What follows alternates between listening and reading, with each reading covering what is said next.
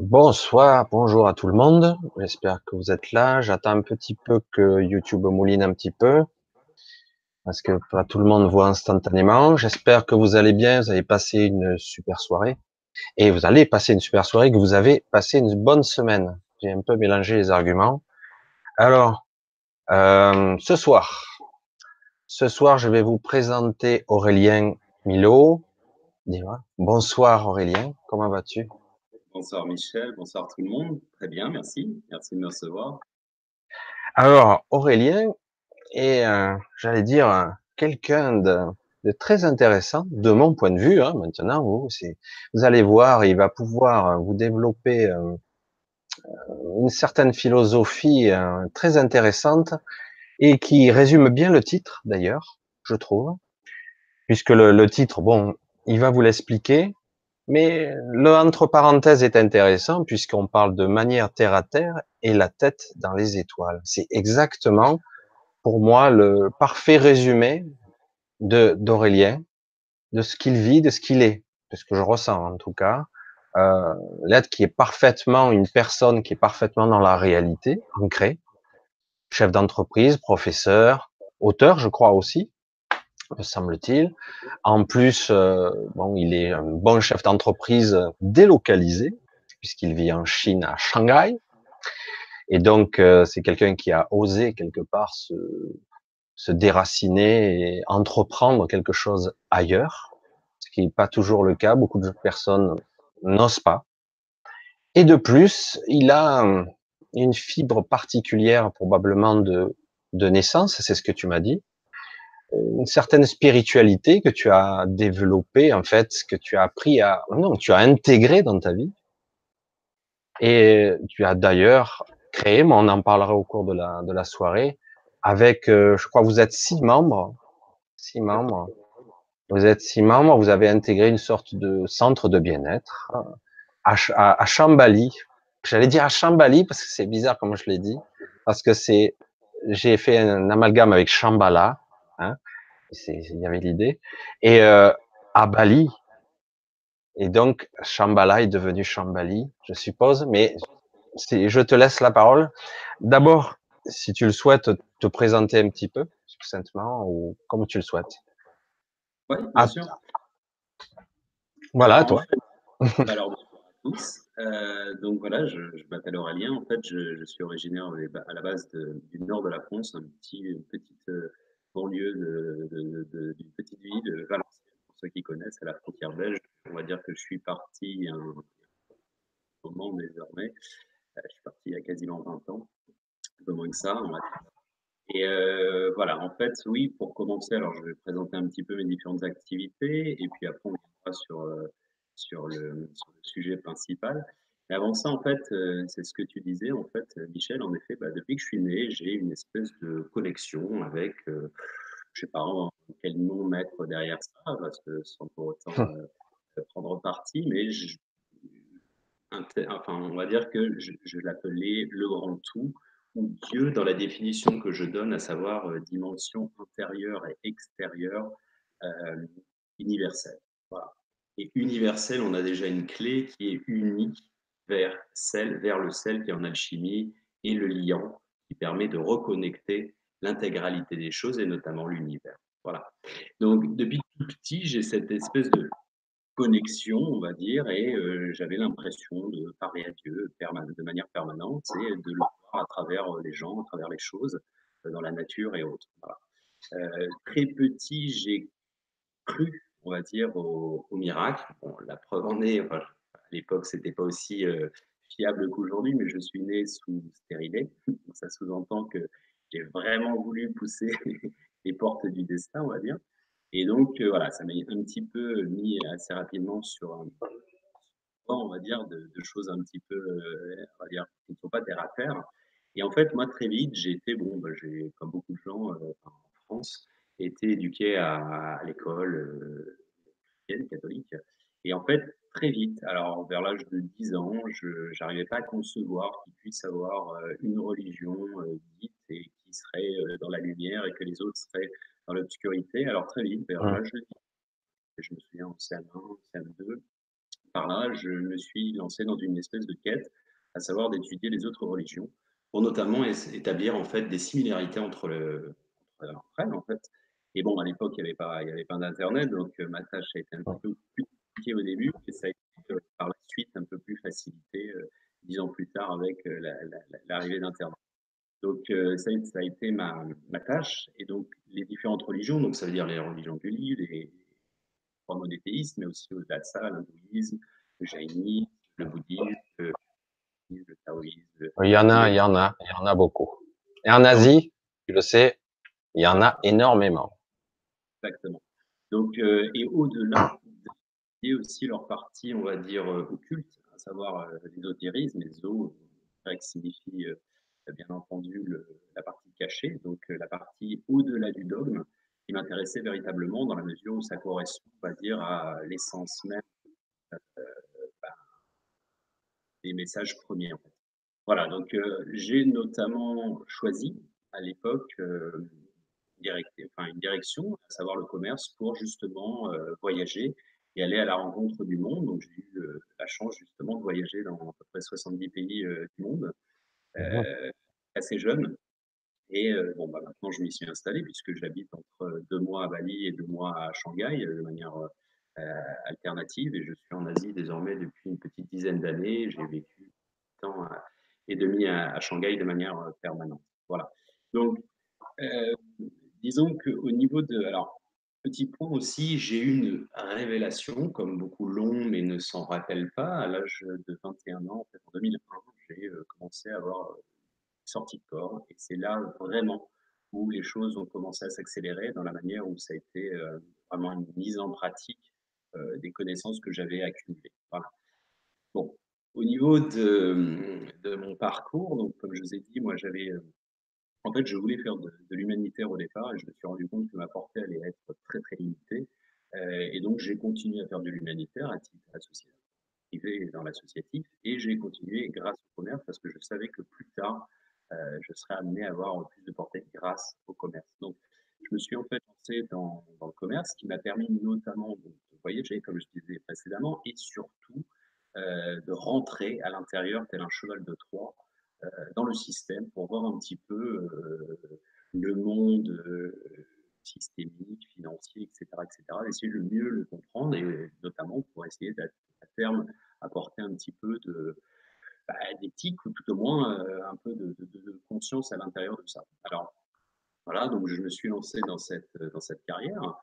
Je suis actuellement donc chef d'entreprise. Alors j'ai trois activités en quelque sorte qui sont toujours liées à un thème qui est pour moi l'échange. Alors Mhm. l'échange du commerce, c'est-à-dire l'échange, on va dire, des biens, des services et autres. Donc ça, pour le coup, ça peut être noble, c'est-à-dire que c'est le système qui le rend, on va dire, qui l'a perverti en quelque sorte avec l'appât du gain systématiquement. Mais dans l'origine des choses, on fait toujours échanger les denrées d'une nation à une autre. Voilà, pour d'ailleurs, c'est Montesquieu qui disait le commerce, c'est l'histoire de la communication entre les peuples. Et c'est vrai, c'est juste un moyen Est-ce que je peux d'échange. te couper juste une seconde, Aurélien? Il y a un petit retour des gens qui me disent que ton son est trop faible. Ah, Est-ce qu'il y aurait moyen de ou parler plus fort ou d'avoir une moyenne parce que moi, j'essaie de parler doucement au contraire, parce que s'ils poussent le son pour t'entendre toi, dès que je vais parler moi, ça va leur péter à l'oreille. Confirmez-moi que le son d'Aurélien est faible. Alors, autrement, il va essayer de mettre un casque ou un micro, on va voir. ouais. Alors, est-ce que c'est mieux comme ça? Ah, ça m'a l'air. Si on pouvait attendre, je vais demander un petit peu aux personnes qui sont là et en profiter pour leur dire un petit coucou ou bonjour, parce que je vois que là, ça discute, ça discute bien. Donc après, on va revenir sur toi. Je suis désolé, je t'ai un petit peu coupé. Pas de souci. Voilà. Bon, moi, je vous dis bonsoir à tous. Hein. Monique, je vois, est déjà là. Maria, Nathalie, Mireille, Marie Lopez aussi. Mireille, Sandra, coucou, Catherine, Anne. Je vois encore Dominique, Laure, Nathalie, Catherine, Anne-Sophie, Laure encore. Voilà, c'est mieux, merci. Super, j'ai eu le retour. Le temps que je fasse mon tour de galette, c'était bon. Je dis de toute façon. Voilà, donc on va reprendre. Je vais essayer de pas t'interrompre. Tu en étais où? en fait, ta philosophie de vie, en fait, c'est quelque part, c'est l'échange. Voilà, c'est ça Ouais. ton fil conducteur. Alors, justement, donc l'échange, Ah oui, c'est à c'est travers bien plus le fort. commerce. C'est bien C'est plus. c'est mieux? Ok, Ah oui, oui, parfait. c'est bon. Alors, en fait, oui, donc c'est l'échange et notamment dans le textile. Donc, il y a justement, avec le jeu de mots, un fil conducteur dans ma vie. Et bah, j'ai œuvré depuis une quinzaine d'années désormais sur bah, les routes de la soie. Donc, les routes de la soie qui sont aussi en filigrane les routes du soie, sur lesquelles j'ai réappris énormément de choses qui sont liées, entre guillemets, à mes vies antérieures. Voilà. Donc, ça, c'est ma première activité. La deuxième, en fait, c'est, bah, je suis donc professeur, donc je donne des cours en école de commerce et en école de mode, donc pour des MBA, des masters, etc. Donc, en France et en Chine, donc pour des écoles type le M Lyon, la Schema, etc. Enfin, je ne vais pas toutes les citer.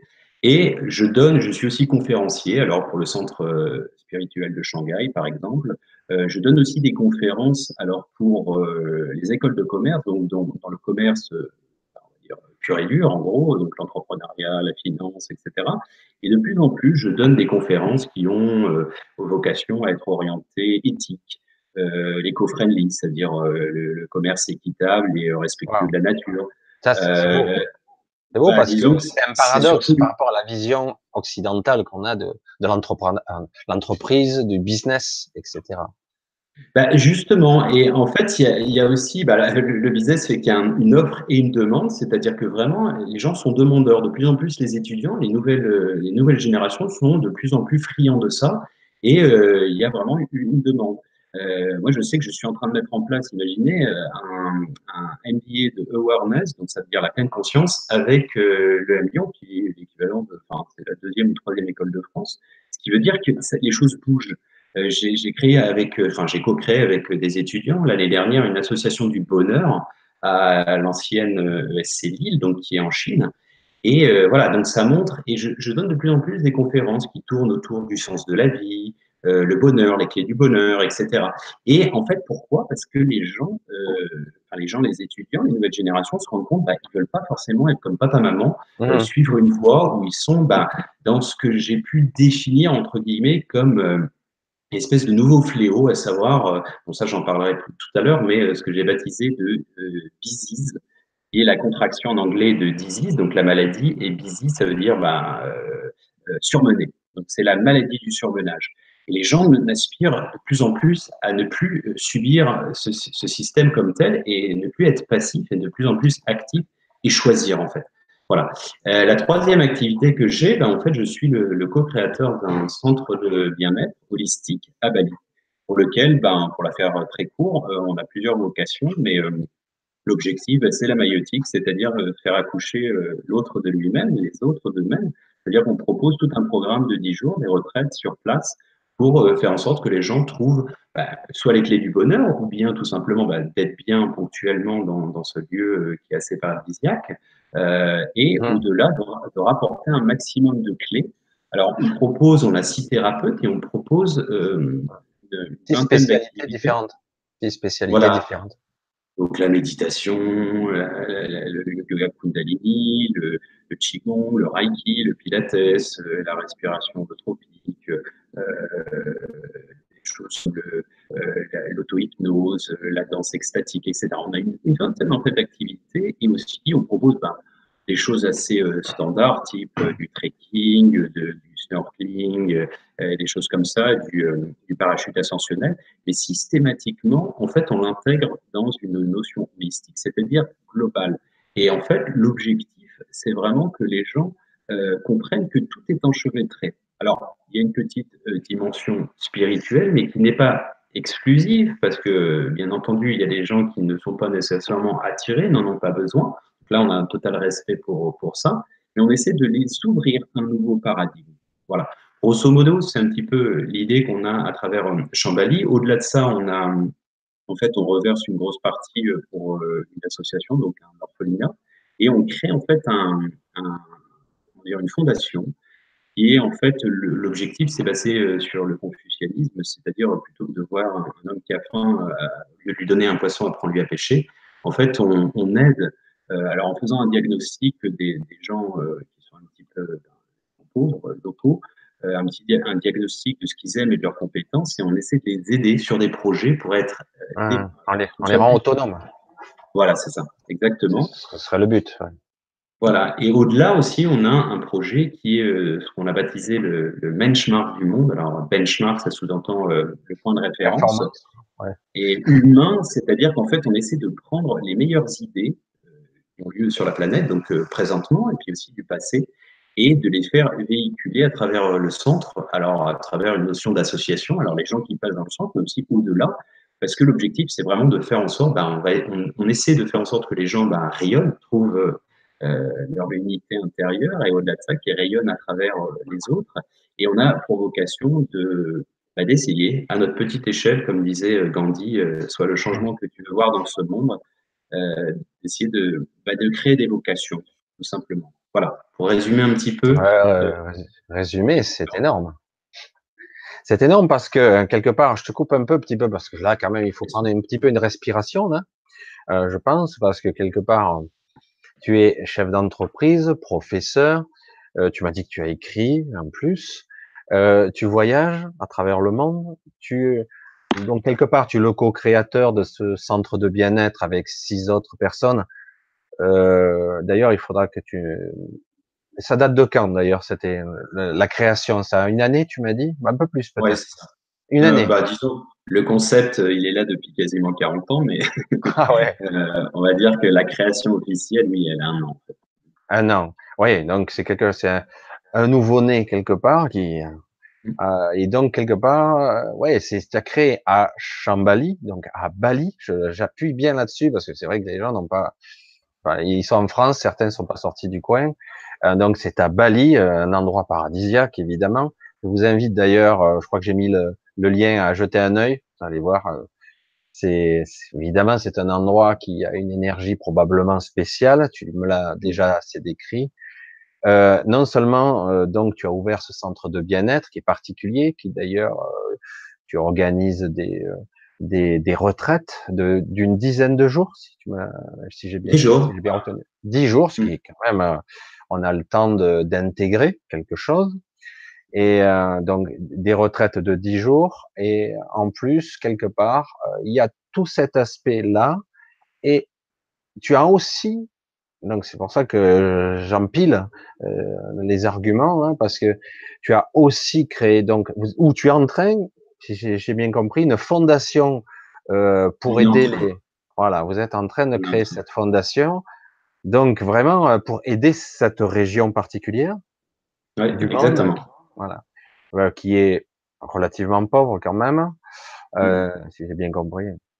Donc cette région du monde, et en même temps, donc il y a la partie fondation qui en fait va à la fois aider des enfants et en même temps essayer de rendre autonome, rendre autonome des personnes qui pourraient euh, ou leur donner l'idée de créer une petite mono-entreprise, comment dire, l'entrepreneur d'ici, quoi.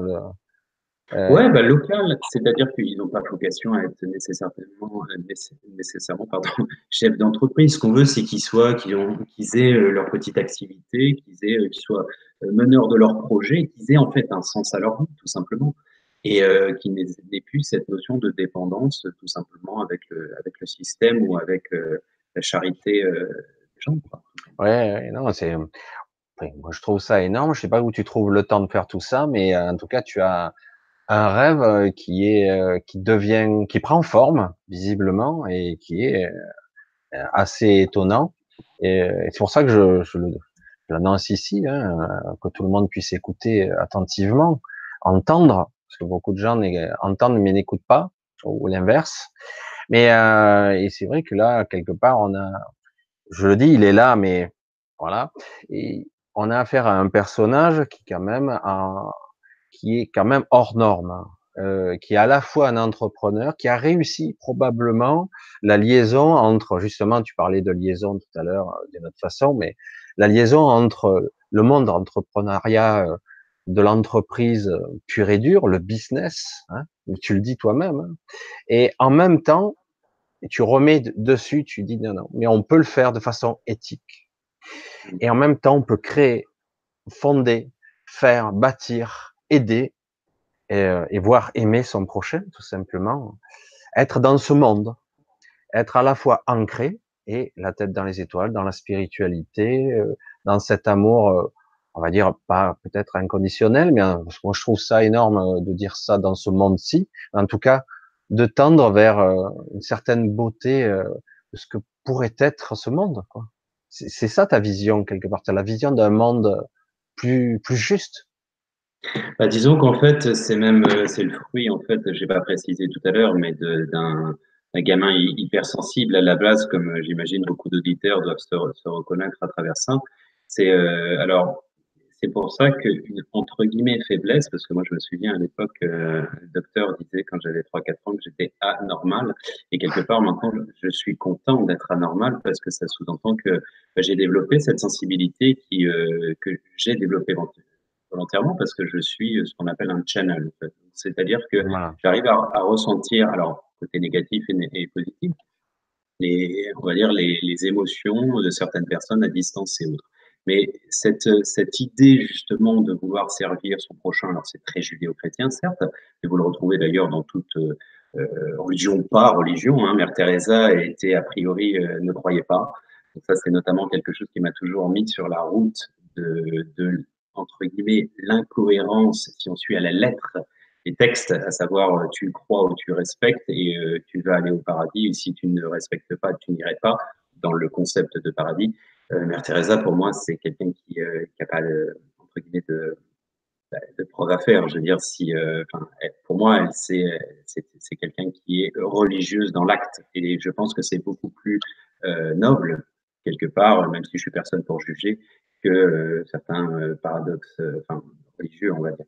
Voilà. Oui, oui, Donc, non, mais il y a quelques personnages, tu parlais de Gandhi tout à l'heure, qui était d'un altruisme enfin, complet, être capable de d'oublier sa propre peur, quoi, quelque part, mm, hein. Parce que c'est de ça qu'il s'agit, hein. J'ai envie d'entreprendre, puis il y a le côté égoïste, qui est rattaché souvent, et puis moi d'abord, pour certains.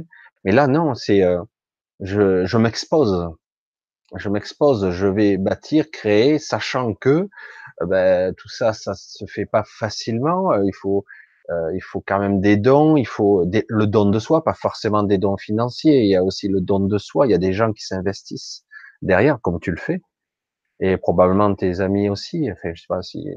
Mais et c'est vrai que c'est énorme quelque part. Il y a un côté.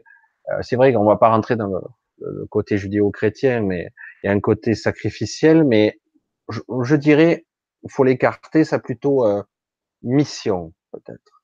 Je dirais, c'est ce qui bah, me vient. Ce qui me vient. bah, en effet, mais c'est ce qu'on verra et je développerai tout à l'heure parce que c'est ça et en fait, il n'y a pas de sacrifice dans ce cas de figure parce que Voilà. ça n'est que du bonheur. C'est moi, j'ai toujours, je suis conscient de tout ce que j'ai et de tout ce que j'ai eu jusqu'à présent.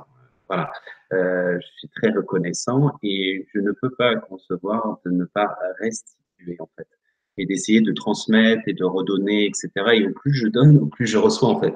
Donc, il n'y a pas de notion en fait de sacrifice parce que, ben, comme Confucius le dit, choisis un travail que tu aimes et tu n'auras jamais à travailler un jour de ta vie. J'ai pas l'impression de travailler. Moi, Ouais, je suis encore t'as la bonne éternel. vision. La bonne Bah, vision. je m'éclate dans ce que je fais et j'ai cette chance aussi de faire ce que j'aime et de dessiner. Et c'est pour ça, de dessiner des patrons, des patronages en textile à l'image que je voulais. Et voilà, et quelque part, de prouver et de montrer aux gens qu'avec la patience, la détermination, tout est possible quelque part. Quelque part, je crois profondément aussi à la réincarnation dans cette vie. C'est pas religieux, c'est la réincarnation de cette vie. Je vois beaucoup à travers bah, toutes les formations que j'ai pu faire dans le Watsu ou autre, des gens, 50 ans par exemple, qui sont comptables, qui sont juristes et autres, et qui remettent en question, comment dire, leur petite, pas routine, c'est le mauvais terme, leur, euh, leur vie établie pour risquer, parce qu'ils aspirent à quelque chose. Ils ont un appel qui est de l'ordre de la mission, comme tu le disais, et de se rendre utile parce qu'ils ils se sentent plus en vibration avec ce système tel qu'il est actuellement.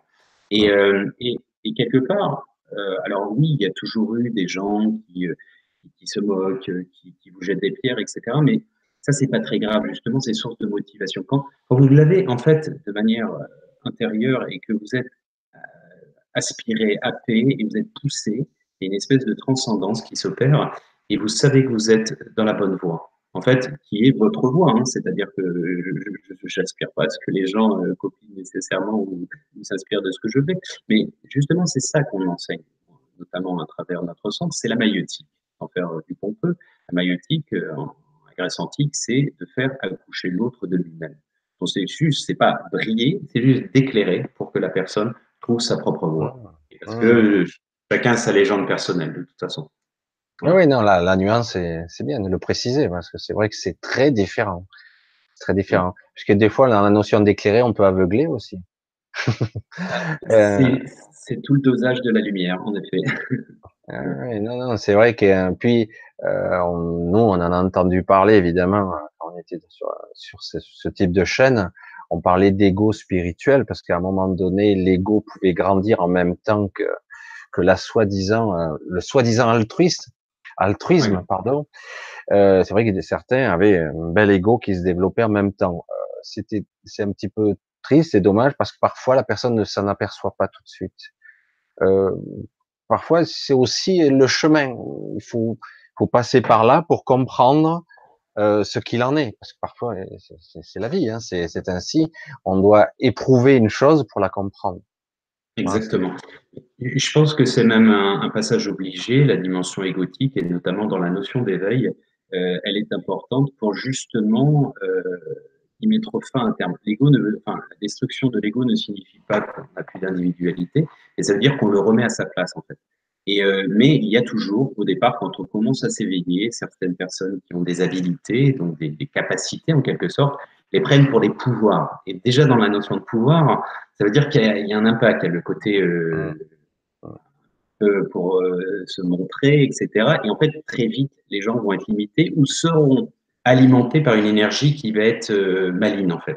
Voilà. hum. Et ça, c'est très, très, très pernicieux. C'est très, très pernicieux, en fait.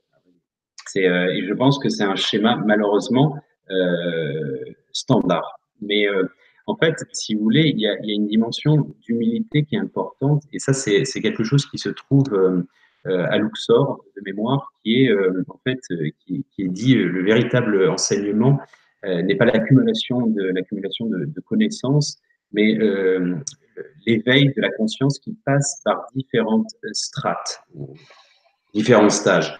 Et en fait, c'est vrai. C'est-à-dire que vous devez, mais c'est comme si vous expliquiez à un gamin, vous lui apprenez à marcher, vous l'aseptisez. Il doit tomber, il doit apprendre de lui-même, il doit se casser la gueule, malheureusement, pour comprendre ce qu'il n'est pas, enfin, ou pour s'améliorer, tout simplement. Donc, ces passages-là sont nécessaires et il y a, entre guillemets, rien à rejeter en l'état. Il y a à remettre en question, certes, mais c'est important de les vivre, en fait, comme tel. Ouais, je crois que maintenant, c'est ma conviction. C'est vrai que quand on est plus jeune, on peut se poser la question, ouais, pourquoi tant de souffrance, etc. Mais bien souvent, c'est le chemin que inconsciemment ou qu'on a choisi, parce que c'est le seul moyen de comprendre. On peut dire, c'est toujours l'exemple bateau, on peut dire d'un enfant, justement, tu parlais du vélo ou de tomber par terre, etc. Le coup du feu, tu vas te brûler, tu vas te brûler, et il écoute pas, Mmh. jusqu'à qu'il se brûle. Et là, il a Ouais, compris, indéniablement, incontestablement. Et il ne faut pas croire que parce que nous, on est adultes, on ne fait pas les mêmes bêtises dans d'autres domaines, hein, et on bien sûr. n'écoute pas, parce qu'on doit éprouver et explorer quelque part ce côté. Il faut aller jusqu'au bout. Et là, ah ça y est, ah ouais, ouais, ah ouais, ok, bon, ben voilà, tu l'as intégré Bah, parce que c'est l'expérience qui fait preuve. je pense justement, alors sans bifurquer directement sur le thème, mais je pense qu'on est là, ici-bas, ou ici-haut aussi, pour expérimenter. On est là pour expérimenter. On est là Hum, pour se rappeler, de se souvenir, se rappeler et de se rappeler ce qu'on est ou ce qu'on n'est pas par, par le négatif ou le positif, ce qui est subjectif, bien entendu. Mais on est là pour vraiment expérimenter. hum. Ah non, mais c'est vrai que c'est quelque chose qui est très difficile à intégrer lorsque on va dire, certaines personnes ont trop, ou c'est le destin. C'est très difficile de le dire, de l'appréhender de notre niveau, parce qu'on est un petit peu, il faut changer le point de vue quelque part. Mais il y a beaucoup de personnes qui sont dans l'obscurité totale, dans la poisse, la malchance, et dire, mais bon, c'est son schéma, c'est sa structure pour le moment, et quelque Ouais. part, il est possible, c'est très difficile à entendre pour un humain, dire que c'est lui-même, une part de lui-même qui a choisi d'expérimenter cette part d'ombre et de souffrance. C'est très Alors, difficile à entendre ça. ce que je disais justement sur les états successifs, progressifs d'une initiation individuelle, c'est vrai aussi pour les autres. C'est-à-dire qu'en effet, juste titre, ce que tu disais, il faut aussi respecter le fait que tout le monde ne soit pas au même niveau d'évolution, entre guillemets. On a chacun un parcours initiatique qui est le nôtre, certains dans, à travers plusieurs vies. Et c'est comme si vous disiez à un gamin, mais vas-y, sois un peu mature. Il a 5 ans, il veut jouer, etc. Et vous voudriez qu'il vous parle philosophie et autres. C'est pas possible. Il n'est pas à un stade avancé et ça n'a rien. On peut pas lui reprocher. Vous voyez, ou c'est, je sais pas, ou un bébé quand il pleure ou qui fait dans ses Ouais, c'est un niveau d'évolution et tout le monde n'est pas à ce même stade. La seule chose qu'on peut essayer de faire, c'est d'aider ces gens à montrer justement la lumière sans les aveugler, bien entendu, comme on disait tout à l'heure, et à les aider, à les accompagner, à dire dans l'amour. C'est le plus beau ciment. ouais, tu parlais tout à l'heure, pour revenir juste à cette petite partie, puisque moi, ça me vient, je pars un peu dans toutes les directions, mais ça, on est toujours centralisé sur la conscience de soi et la compréhension et de l'expérimentation. Tu parlais de personnes que tu aimerais quelque part les rendre, tu aimerais les rendre autonomes, qu'elles comprennent que elles ont en fait, sans le savoir, de l'or dans les mains. Parfois, certaines Mm. personnes savent guérir, mais ils savent pas comment. Et dire c'est pas bien, je sais pas comment faire pour mettre en forme, pour gagner ma vie avec ça. Voilà. Et du coup, tu vas mettre en lumière là, tu vas mettre un petit coup de projecteur là, tu dis voilà, tu vois, tu sais faire ça. Je vais t'aider à te développer, déjà visualiser dans ton esprit que tu peux le faire, que tu sais déjà le faire même, et qu'en fait il te reste pas grand chose. En fait, y croire, juste croire en ton projet, en ton rêve, voilà, et faire. Si tu as envie d'être pêcheur, eh ben voilà, et moi il me faut une barque, il faut si c'est impossible. Voilà, ouais. De suite, si il n'y a pas d'argent, il y a pas, eh ben tu peux commencer différemment, peut-être par association. Il faut avoir la vision. Et c'est vrai que quelque part il y a beaucoup de personnes qui n'ont pas la vision que c'est possible. Déjà, il faut partir de là. Hein. Autrement, si tu te dis c'est impossible dès le départ, tu vas fermer obligatoirement tes perceptions. Dire et dans l'absolu, c'est ce qui est intéressant.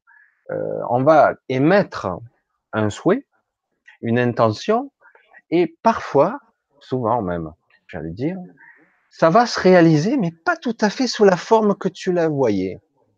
Évidemment, c'est ça qui est intéressant. Alors, il faut l'accepter quelque part. Ah oui, ça me dirige vers là. Ouais, Mm. pourquoi pas. Je l'avais pas vu comme ça, mais pourquoi pas. Mm. Exactement. Voilà, c'est ce qui est intéressant. Est-ce qu'on peut revenir sur un petit truc? Tu vois, je suis pas trop le truc le directeur de ton déroulé, j'allais dire. Euh, on n'a pas trop parlé justement de l'holistyle de vie. Ben voilà, commençons, débutons. Voilà. Et oui, parce que c'est le titre. Donc, on n'en a pas parlé encore et beaucoup de personnes, je pense ici, posent la question, mais bon, je vois Oli, ok, holistique, holistyle, ok. Voilà. Alors, parle-nous-en un petit peu l'idée, le concept Alors, et en fait, il y a vas-y. pas mal de choses à dire à travers ce concept. Alors, à la base, c'est un néologisme, donc c'est une création de mots, donc holistyle, chacun j'imagine, des téléspectateurs auront compris le jeu de mots et le langage des oiseaux avec la notion de holistique. Donc, holistique, concrètement, ça signifie holos en grec, ça veut dire entier, complet, global. Donc, c'est une vision d'ensemble, une vision qui intègre l'entièreté des choses. Voilà. Et ça, je le développerai tout à l'heure. Au style de vie, il y a aussi une notion, il y a un Y volontaire à l'intérieur, parce que normalement holistique, ça s'écrit H-O-L-I. Et là, il y a volontairement un Y pour plusieurs raisons. Donc la première, et après il y en aura 5 autres, pour le symbole du Y. La première, c'est que ça a une référence en anglais, Oli, qui signifie rien à voir avec au lion d'or, mais qui signifie saint, saint, donc saint, sacré en quelque sorte.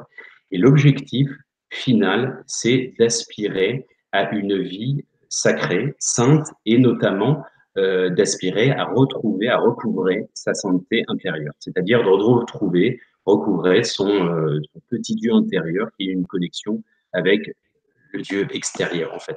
Donc ça, c'est l'objectif, on va dire, final. Voilà. Au-delà, bah, le symbole, le Y, il est volontairement en plus en majuscule parce que justement, d'habitude, bah, dans les écritures latines, euh, c'est la différence avec les écritures notamment chinoises qui sont des iconographes. Enfin, c'est l'iconographie en fait, icône, donc c'est des petits dessins, d'accord, que vous comprenez directement. C'est pas la même manière de toucher les deux hémisphères du cerveau. Vous voyez des lettres, vous retranscrivez avec un mot et vous l'associez à une signification. Okay, vous écrivez bleu, bon, bah, vous voyez les lettres et pas instantanément, vous avez la couleur. Là, le Y, donc par exemple, je vous donne un exemple, en chinois, quand vous faites ça, ça veut dire en haut, dans le symbole chinois. Les petites lettres comme ça, en fait, c'est un petit bonhomme qu'on a coupé, et donc il n'y a plus que les jambes. Quand vous dites Chine, c'est en fait un rectangle avec une barre. Donc c'est tout de suite, vous comprenez l'empire du milieu. Voilà. C'est très logique en fait. Et ça touche l'hémisphère droit de votre cerveau. Là, dans ce cas précis, le Y, en quelque sorte, si vous le regardez comme tel, vous voyez plusieurs choses. La première, c'est un entonnoir. Parce que c'est la méthode de l'entonnoir. On part du grossier au plus subtil. D'accord? Et ensuite, entonnoir inversé.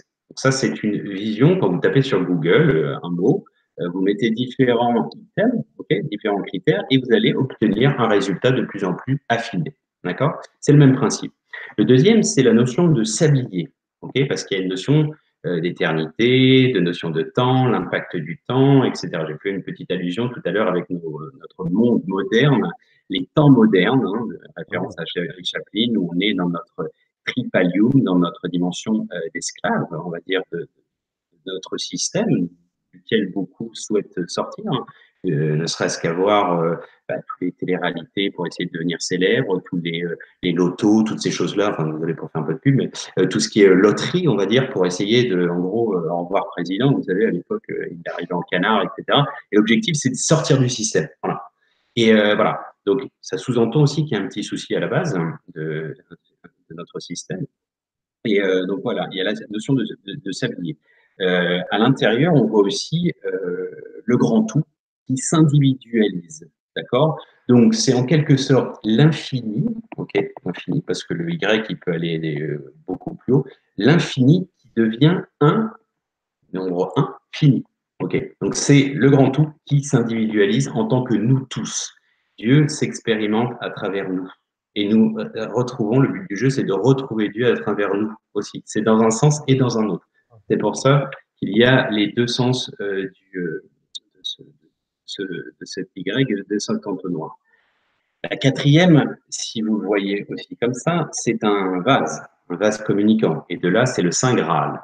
Le Saint Graal, alors beaucoup y voient, bon, ça c'est Da Vinci Code, beaucoup ont vu le sang du Christ, etc., la descendance, mais il y a très certainement quelque chose de plus subtil, de beaucoup plus métaphysique, de beaucoup plus ésotérique, à savoir que le Saint Graal, c'est tout bonnement le vivant.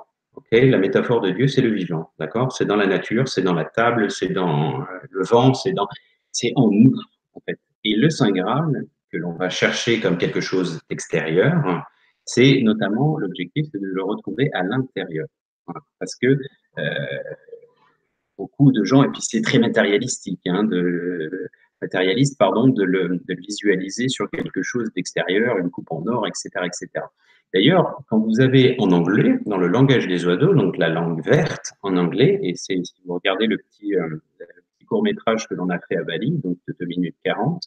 Alors c'est écrit c'est traduit en anglais, également en français et ça ne marche pas en français. Mais dans le langage des oiseaux, quand je dis, par exemple, "It's time to wake up", de wake up, je ne répète pas 2 fois. C'est wake up dans le sens de s'éveiller et de way, c'est la route, la voie de la Mhm. coupe.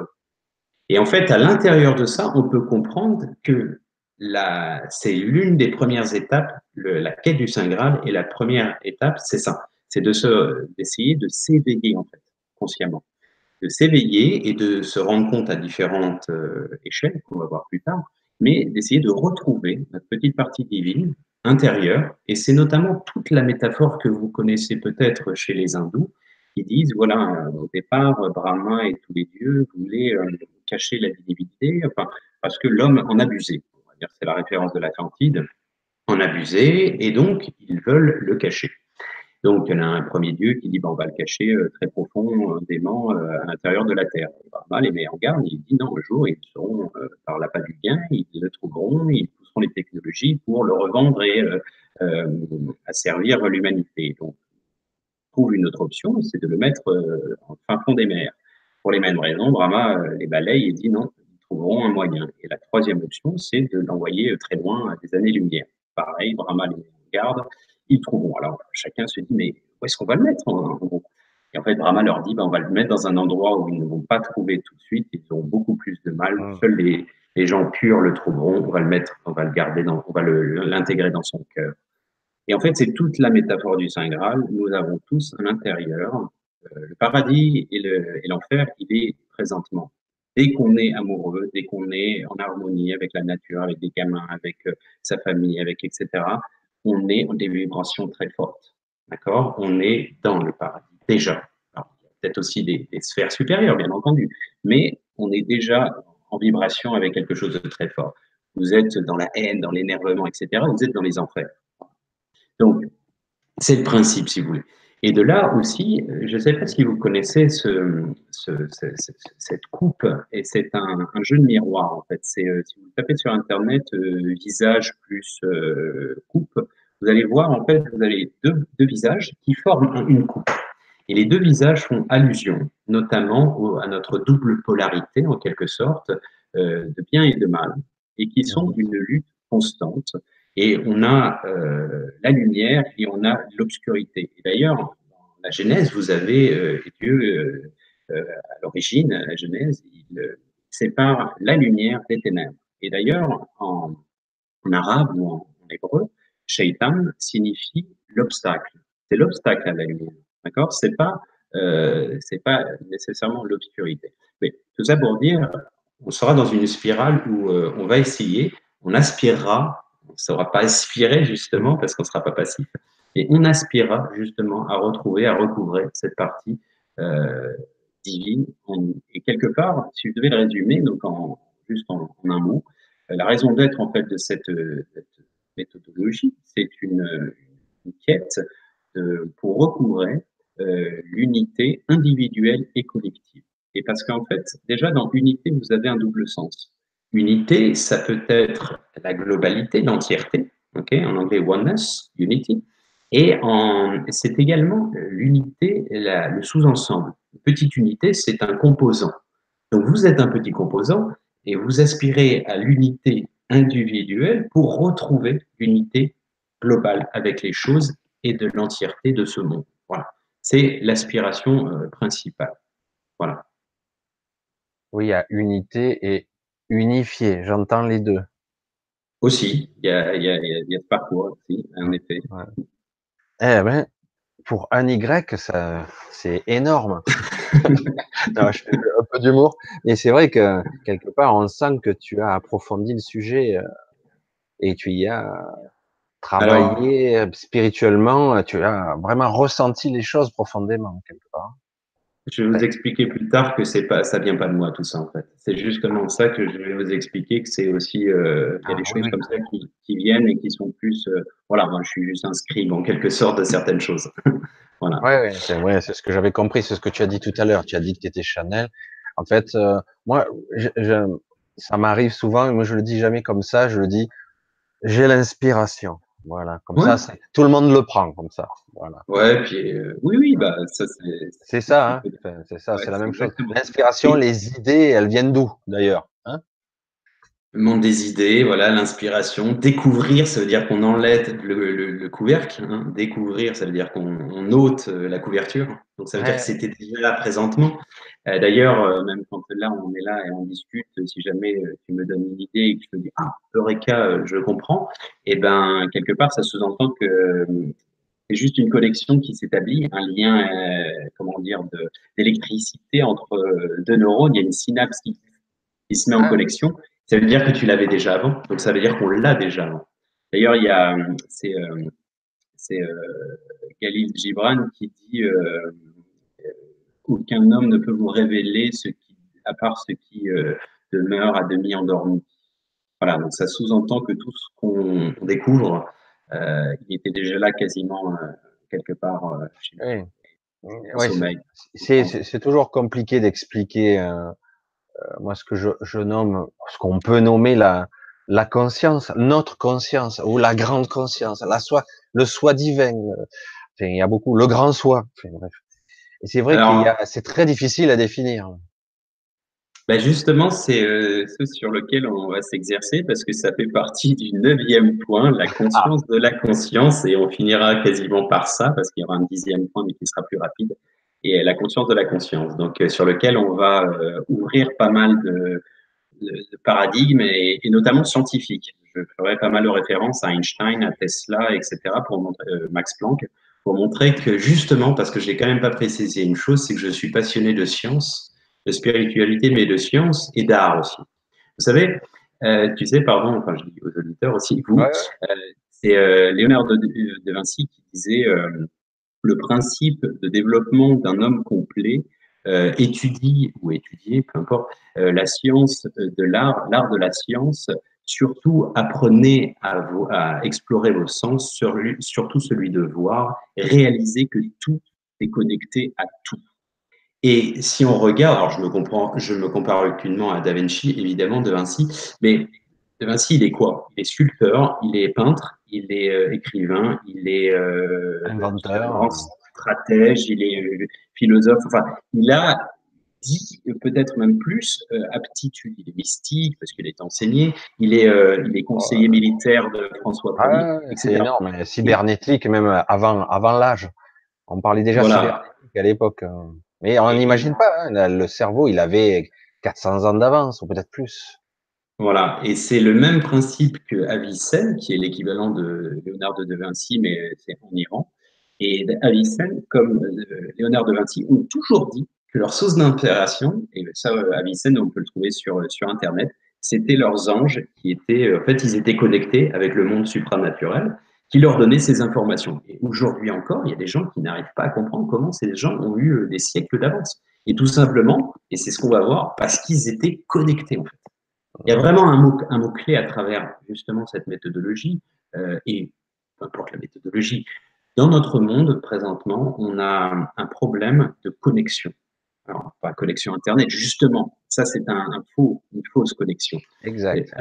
Alors, ça peut être un outil incroyable, génial, la preuve, on est là à parler, imagine à l'époque, le temps qu'il fallait pour envoyer un pigeon voyageur ou un messager, etc. Donc, ça, c'est indéniable, c'est génial, c'est magique. Mais le problème de l'hyperconnexion fait que bah, on a énormément de contacts, Facebook, LinkedIn, etc., etc., et on ne connaît pas nos voisins. On a une proximité, alors je ne dis pas tout le monde, bien entendu, on a une proximité qui est de moins en moins présente. Et ça, quelque part, c'est inquiétant. Et donc, l'un des mots-clés, ce sera ça. Ce sera la connexion, la reconnexion intérieure et de la extérieure. Voilà. Et oui, c'est la clé, je dirais, de la compréhension de ce que nous sommes, parce que Mm. euh, peut-être volontairement, involontairement, l'éducation, notre société volontairement nous a un petit peu mis dans une sorte de carcan qui nous dit tu es petit, tu es un petit personnage faible, donc tu obéis. Hein, Ouais. on met les réglementations de la peur au-dessus. Hein.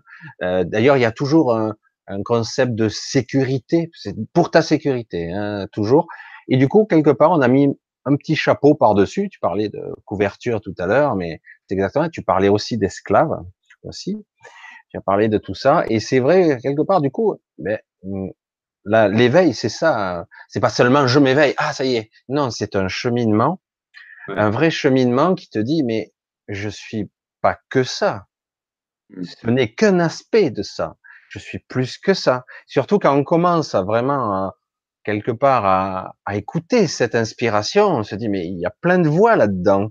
Alors, il y a des voix qui viennent de moi, il y a des voix qui viennent d'en haut, il y a des peurs qui me parlent. Mmh. Oula, mais je suis schizophrène, ça y est. Bah, c'est exactement ça et c'est vrai que dans cette notion de d'asservissement, alors bon, étymologiquement, déjà on était un peu mal barré, hein, parce que, tripalium donc que ce soit en français, mais c'est la même chose dans les langues latines, donc tripalium, trabalhar en portugais, Travail. trabajar en espagnol et cetera. En italien, c'est pareil, en romain. Mais vous l'avez aussi en anglais, labourers, ça veut dire, le labor, laborieux, même en français, c'est pas très Mmh. noble. En hébreu, c'est Aved et Avoda, ça signifie l'esclave et le travail. Donc ça sous-entend bien que déjà, conceptuellement, on associe toujours, à part cas exceptionnels, à savoir les artistes, peut-être dans le passé, les artisans et autres, mais c'est une ultra minorité et dans toute l'histoire de l'humanité, on associe le travail à quelque chose de négatif, quoi, tout simplement. Donc, mais d'avoir, c'est vrai que c'est la première étape, la conscience de la quadrature de notre système, la conscience de ce qui va pas. Alors après, il faut pas se limiter à ça, parce que ça, sinon, ça fait des gens aigris. Et on voit en noir et blanc et ça fait aigri. Noir et blanc, ça fait aigri. Il faut mettre de la couleur à l'intérieur de ça et de là, constater, mais ensuite, il faut aller de l'avant.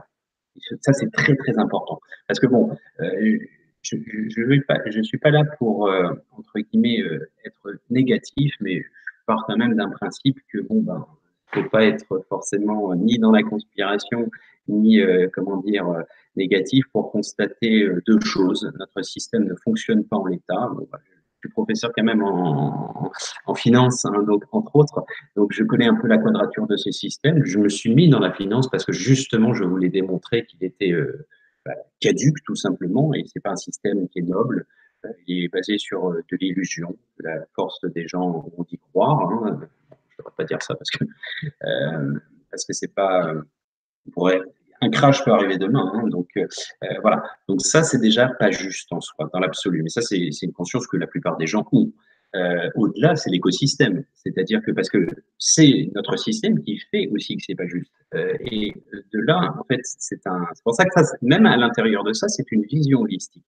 Parce que notre écosystème, s'il est en train d'être aussi mal actuellement, c'est parce qu'on est dans l'hyperconsommation.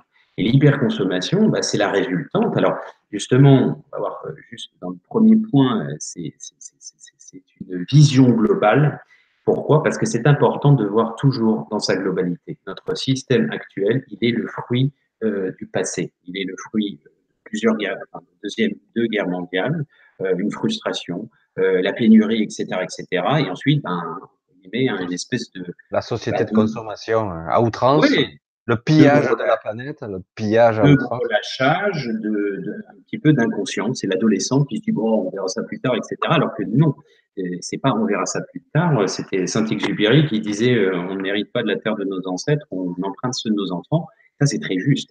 C'est-à-dire que moi, j'ai profondément, il y a énormément de gens qui sont en train de se réveiller à ce niveau-là. Hein. C'est pas que Hulot, c'est pas que Aurélien Barraud qui est en train de penser quelque chose tout à son honneur, hein, bien entendu, parce qu'on sera tous, on a tous besoin aussi de prendre partie à cette, je n'appelle pas ça une révolution, mais une évolution, d'accord? Et on doit changer. Et ça, c'est Einstein qui disait très justement, on ne peut pas résoudre les problèmes du présent avec le même esprit qui les a créés. Et on va devoir se creuser la tête et être inventif et de se dire surtout, déjà pour moi, la première étape, c'est de constater que ça va pas très bien, de déceler où ça va pas très bien, d'essayer d'apporter des solutions et surtout, très très très important, de ne pas se dire que c'est les gouvernants, c'est la minorité qui nous gouverne, qui ont les rênes. C'est vrai, mais nous sommes les lobbies aussi. On doit réinverser la tendance. Nous sommes les lobbies, nous sommes dans la consommation. Donc du coup, si demain on change notre manière de consommer, eh ben, on a quand même les rênes, entre guillemets, du pouvoir, parce que le pouvoir, c'est l'argent. Mhm. Malheureusement, dans le système, c'est fait comme ça. Et donc, on a cette capacité d'inverser la tendance si on le souhaite demain. Mais là, pour ce faire, il faut un consensus. Et c'est pour ça aussi cette démarche. Moi, j'ai pas vocation à changer le monde. J'en ai pas la prétention non plus. Le monde est comme il est. Et je suis aussi toujours dans cette démarche du grand Soufi Rumi qui disait quand j'étais jeune, j'étais intelligent, je voulais changer le monde. Maintenant, je suis sage et je me change moi-même. Donc, alors je dis pas que je suis sage, loin de là, mais je me dis que c'est juste à ma petite portée et les gens à leur petite portée, de l'associatif, chez eux, avec leurs collègues, la manière dont ils vont consommer, etc. Et ça va permettre que les choses petit à petit se changent. D'accord? Et c'est, à mon sens, c'est notamment pour ça que, comme on dit, les petites rivières forment les grands fleuves. Et de ce petit changement que j'essaie d'incarner à ma petite portée, soit le changement que tu veux voir dans ce monde, c'est ma petite goutte d'eau à l'édifice, enfin ma petite goutte d'eau dans la mer. Et c'est le petit changement qui apporte, chacun apporte son petit changement et ça fera le grand changement. Et je pense que c'est un petit peu euh, Le petit la colibri, en fait, aussi. c'est le petit colibri, en effet. Le Voilà. petit colibri qui essaie d'éteindre l'incendie et dit, je fais ma part. Et voilà, c'est ça, exactement. Et au moins, on aura la conscience tranquille, quand bien même ça marcherait pas, ça ne fonctionnerait pas comme on veut, mais ça, c'est une autre histoire. Ouais, non, Voilà. c'est fort parce que c'est intéressant parce que tu prends le problème à l'envers, tu le retournes parce que notre système, ce système médiatique super informationnel mais tronqué parce que c'est une fausse information, elle est colorée que d'une certaine façon et contrôlée. On sent bien qu'il y a une motivation derrière qui est le contrôle des masses. On nous dit non, non, non, vous êtes faible et vous êtes à notre merci. Vous avez Ouais. une carte vitale, vous avez une carte bleue, vous êtes Mhm. dépendant de nous, vous êtes dépendant, d'accord. Ouais. Autrement, attention, pas d'hôpital, attention, pas de banque, pas d'argent, pas de nourriture. Il y a toujours cette épée Damoclès au-dessus de la tête. Et du coup, les gens, ben, ok, je suis obligé, je vais essayer de faire le révolutionnaire modeste, et finalement rien du tout, parce que quelque part, il y a la peur de perdre ou de disparaître, de souffrir.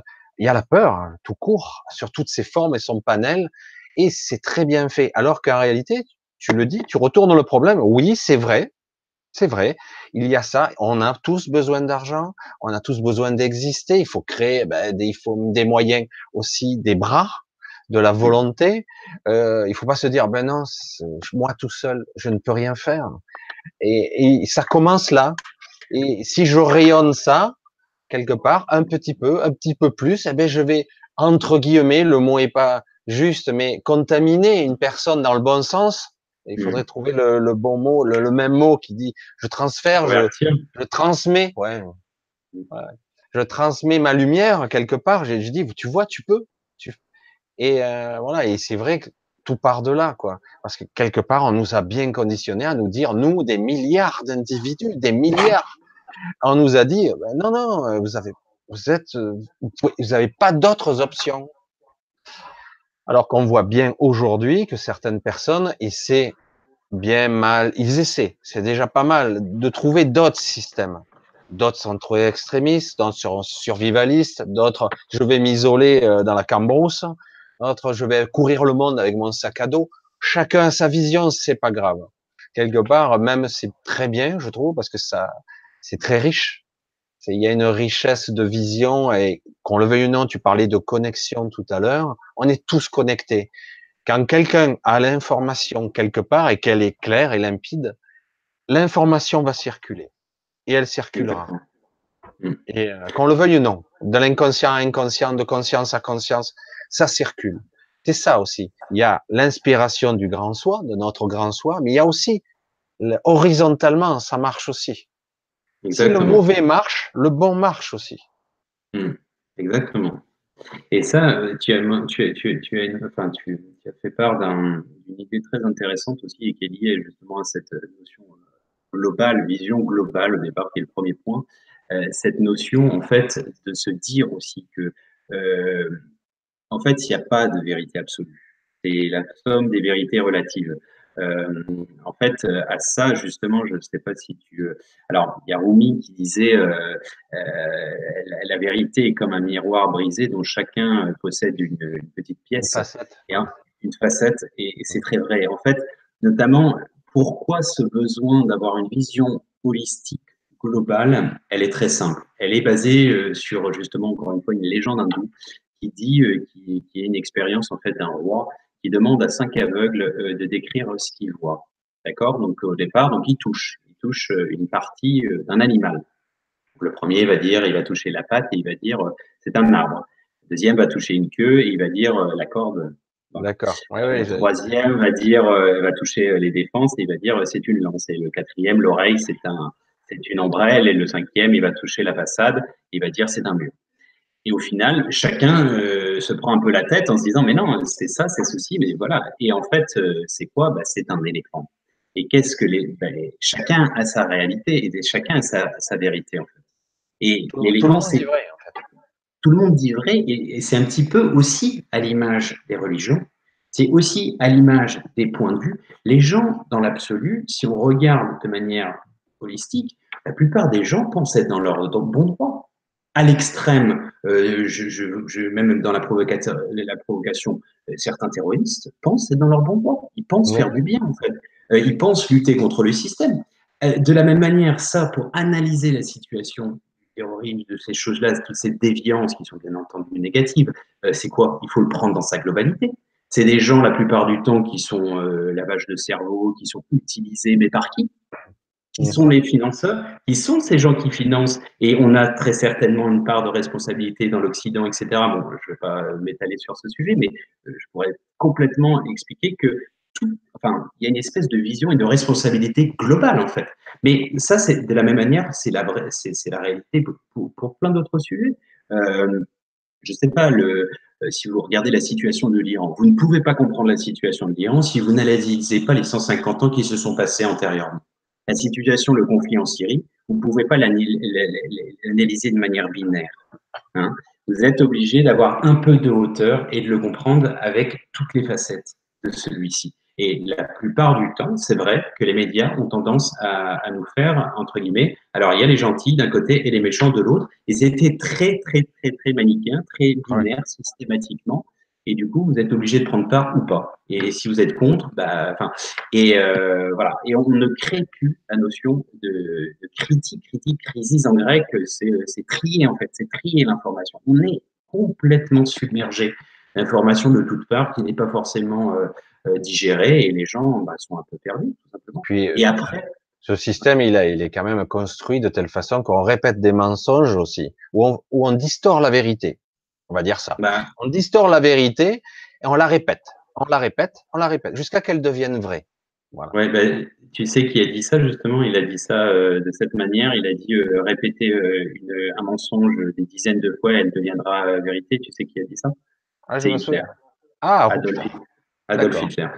Donc ça montre bien, non mais voilà, ça montre bien que voilà, toute notion de propagande, quelle qu'elle soit, hein, à différents niveaux, hein, fonctionne comme telle. On répète sans cesse, on rabâche, et il y a un moment, les gens finissent par Intègre. tomber. Intègre, et ça Voilà. devient une sorte de schéma de base. Je dis, ah oui, c'est vrai, ça doit être vrai.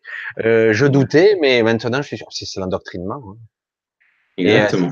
et c'est pour ça que la reprise de conscience est indispensable, dire, attends, on remet de la perspective, là, parce qu'on parle de 2D, 3D, mais l'esprit, il a bien plus de profondeur que ça. Je me suis dit, mais ça sonne faux. Il y a une Exactement. résonance qui est très mauvaise, là. Il y a un truc qui va pas. Ça cloche. Et après, à un moment donné, c'est bizarre, je fais ce truc, mais je ressens quelque chose qui m'arrache les tripes. Je dirais, ça va pas, quoi. Mm. Exactement. Et pour en revenir du coup à cette vision d'ensemble, des visions, on va dire, euh, holistique globale, ce qui est important d'intégrer dans la notion aussi de global, il y a deux sons. Global, il y a le globe, la Terre, et il y a aussi le globule, la cellule, d'accord? Ah oui, ça. Individuel, donc individuel et collectif. Et en fait, ce qui est intéressant, c'est d'analyser comme tel, parce que en fait, il y a bon, ça on verra ensuite, mais une notion de résonance entre les deux. Et ce qui est aussi très, très important dans ce niveau de conscience, d'avoir un peu de hauteur. Ça ne veut pas dire que vous êtes, comment dire, supérieur aux autres, non. C'est, bah, il suffit de regarder, hein, à la base, comment ça s'appelait, Bison Futé à l'époque, ils avaient un hélicoptère pour voir l'horizon des bouchons qui allaient bon, maintenant les satellites. Mais c'est une vision d'ensemble qui permet de comprendre les systèmes humains, les systèmes organisationnels, etc. Et c'est très, très, très important. Et notamment pour comprendre notre système actuel, et notamment tous ces déboires. Et l'un particulièrement, j'évoquais tout à l'heure le système financier, le système, on va dire, organisationnel, et qui a débouché sur les problèmes d'écosystème, il est dans l'hyperconsommation. Ça, c'est un fait. On a compensé, on a déjà deux choses, on s'est fourvoyé avec la notion de bonheur et de plaisir, que je définirai tout à l'heure, la grande Puis la, différence entre et la les deux. vision à court terme aussi, hein, à très court Ouais, terme. Le ouais, profit à court terme. et ouais, et surtout, au-delà de ça, il y a un truc vraiment très, très significatif. On a basé notre tout sur la croissance infinie, ce qui Ah n'est pas non, possible. Ce qui n'est pas non. possible. Quand on regarde, quand on s'inspire de la nature, oui, les plantes, les arbres poussent, mais ils ne poussent pas jusqu'aux cieux. Ils ne poussent jamais jusqu'à l'extrême. Enfin, il y a une limite, il y a une saturation. Et c'est pour ça, personnellement, et donc ça, c'est toujours mon premier point, c'est l'idée, je pense qu'il faut changer nos mentalités, mais ça c'est individuel, hein, c'est pas être, comment dire, intrusif dans les foyers, mais d'avoir une croissance qualitative et non plus une croissance quantitative. C'est-à-dire que ce n'est plus possible qu'il y ait des chiffres enfin, des performances à deux chiffres, etc. Je veux dire, en fait, ça, c'est pour moi, en fait, ça me fait peur. C'est-à-dire que notre système, tel qu'il est aujourd'hui, c'est un système aveugle. C'est-à-dire, c'est un Frankenstein que personne ne maîtrise et qui est en roue libre. Et la preuve en est, c'est que j'explique toujours à mes étudiants, en fait, si vous êtes dans le commerce, mais peu importe hein, la corporation, si vous êtes dans la stagnation, c'est mauvais parce que vous êtes dans le début de la régression. Et la chose est simple, est-ce que je mange, moi, personnellement, plus de 3 fois par jour? Est-ce que tous les mois, j'ai besoin d'augmenter mes proportions alimentaires? Ben non. Donc, pourquoi, si je suis restaurateur et que j'ai, je ne sais pas, 10 tables et que je suis bien comme ça, j'ai mon petit salaire qui me va bien, je suis bien dans ce que je fais, je suis épanoui et que je suis en communion avec mes hôtes, etc. Pourquoi je devrais tout le temps, si j'ai par exemple une liste d'attente de 2, 3 mois, pourquoi je devrais avoir plus de tables? Pour faire quoi? Plus de fric? Plus de risques? Plus d'insatisfaction potentielle? Et à la fin, pour faire quoi? Vous voyez, on a vraiment ce truc-là. Et les gens, par exemple, qui aspireraient, je sais pas, un gamin qui dira, ah bah non, mais moi, je veux juste être bien avec ma petite famille, etc., il serait pas vu comme quelqu'un de, entre guillemets, normal parce que on est dans une notion où il y a vraiment cette croissance quantitative sans cesse, Le sans cesse. consumérisme, les éduque comme ça. On les éduque. Le dernier iPhone, le dernier gadget, le dernier ordinateur. À peine il est pris, il est déjà obsolète. La preuve, Et on le jette. moi je travaille justement, là, on dessine, on produit, on exporte pour les grandes marques. Alors, j'imagine que certaines personnes vont se dire, mais il n'est pas un peu schizophrène ou il est pas un peu démagogue dans ce qu'il dit. Non, parce qu'en fait, justement, j'en suis conscient. La mode, je suis désolé, ben alors moi, j'ai justement fait la razzia énormément d'habits que j'avais et j'ai tendance à consommer de moins en moins. Mais la mode, c'est entre guillemets, c'est ridicule. C'est juste parce que les gars vous ont dit bah, de mettre un certain numéro de Pantone marron ou je sais pas ou jaune, et on va être comme des moutons à aller tous avoir la même chose la saison prochaine. Et puis on en a plus. Et puis on a créé en plus des systèmes pour acheter plus souvent. Avec aussi ce qu'on appelle le panier moyen, la fréquence, même, même dans la définition, moi ça m'hallucine tout le temps, la notion d'offre, l'offre et la demande, l'offre. On ne vous l'offre pas, il faut que vous payiez. Donc quand Mais ouais. vous avez l'illusion de faire une bonne affaire. Oh, j'ai gagné 10 euros parce que j'ai dépensé 90. Vous voyez ce que je veux dire? C'est tous les paradoxes. Et en fait, on est piégé, premier hein, à la base, hein, mais c'est vrai que c'est quand même assez effarant. Et aussi, dans cette notion de changer notre paradigme, ça ira aussi dans le sens, parce qu'on nous a inculqué dès le début qu'il y avait une notion de manque, et on n'est pas dans la dimension d'abondance, et surtout, on n'est pas dans la collaboration, on est dans la compétition éternelle. Et donc, c'est pour ça que ça ne fonctionne pas non plus. C'est qu'en fait, on a basé notre système sur une pyramide, sur lequel, pour qu'il y ait un petit nombre Mm. d'élus, on va dire, il faut qu'il y ait une grande base souffrante. Puis Voilà. ça crée une Et destruction en plus. Ça crée de la destruction. La compétition détruit. elle peut stimuler quand elle n'est pas négative et néfaste. C'est-à-dire, c'est bien, quand vous faites par exemple du sport, c'est bien d'avoir un mec qui soit à peu près à votre niveau, même quand vous courez, vous savez, vous êtes à la corde de temps en temps. Ça, c'est sain, c'est plutôt sain. On se dit, bon, allez, je jette pas tout aujourd'hui. Mais quand c'est pas, on va dire, une volonté de pouvoir ou d'écraser Ben, l'autre, etc. Et ça, c'est un gros, gros souci. moi, je le vois dans ce système, honnêtement, le consumérisme, la consommation, cette société de consommation, comme on le disait, nous, dans les années 80, euh, Mm. honnêtement, là, on le voit, c'est flagrant. Tu as des grands groupes qui sont devenus plus gros, qui se sont absorbés ou sont fusionnés, etc. Et du coup, la concurrence, le libéralisme, il est où? Il y en a plus. Le Mm. petit qui veut grossir, mais il se fait bouffer, il se fait détruire. Si du coup, tu as une bonne idée dans ton garage, comme avait fait Bill Gates, soi-disant, dans son garage, il a la bonne idée, mais tu vas te faire détruire. Ton garage va prendre feu parce que c'est pas rentable. Tu vas casser la multinationale parce que tu as trouvé l'énergie libre ou autre, n'importe quoi. Et non, il n'y a plus de concurrence. Il y a juste le gros qui dévore le petit ou qui le détruit parce qu'il le met en danger. Alors du coup, il n'y a plus de liberté à ce niveau-là. Mm. Il n'y a plus d'équité, il n'y a plus d'équilibre du tout. Ouais, ça, c'est sûr. Ça, c'est sûr. Les gros bouffent les petits et voilà, en effet. Et ouais, et c'est Mais dommage parce que quelque part, tu as des projets comme toi, etc. À un moment donné, on risque de faire des amalgames. Je veux dire, voilà, ouais, ça y est, encore un opportuniste. Mais non, regarde le projet, regarde mieux. Ouais, mais regarde. Parce que du coup, on a des stéréotypes qui font que celui-là, puis lui, il allait dans l'angle, machin, lui, il fait du business, machin. On a, du coup, des structures préprogrammées.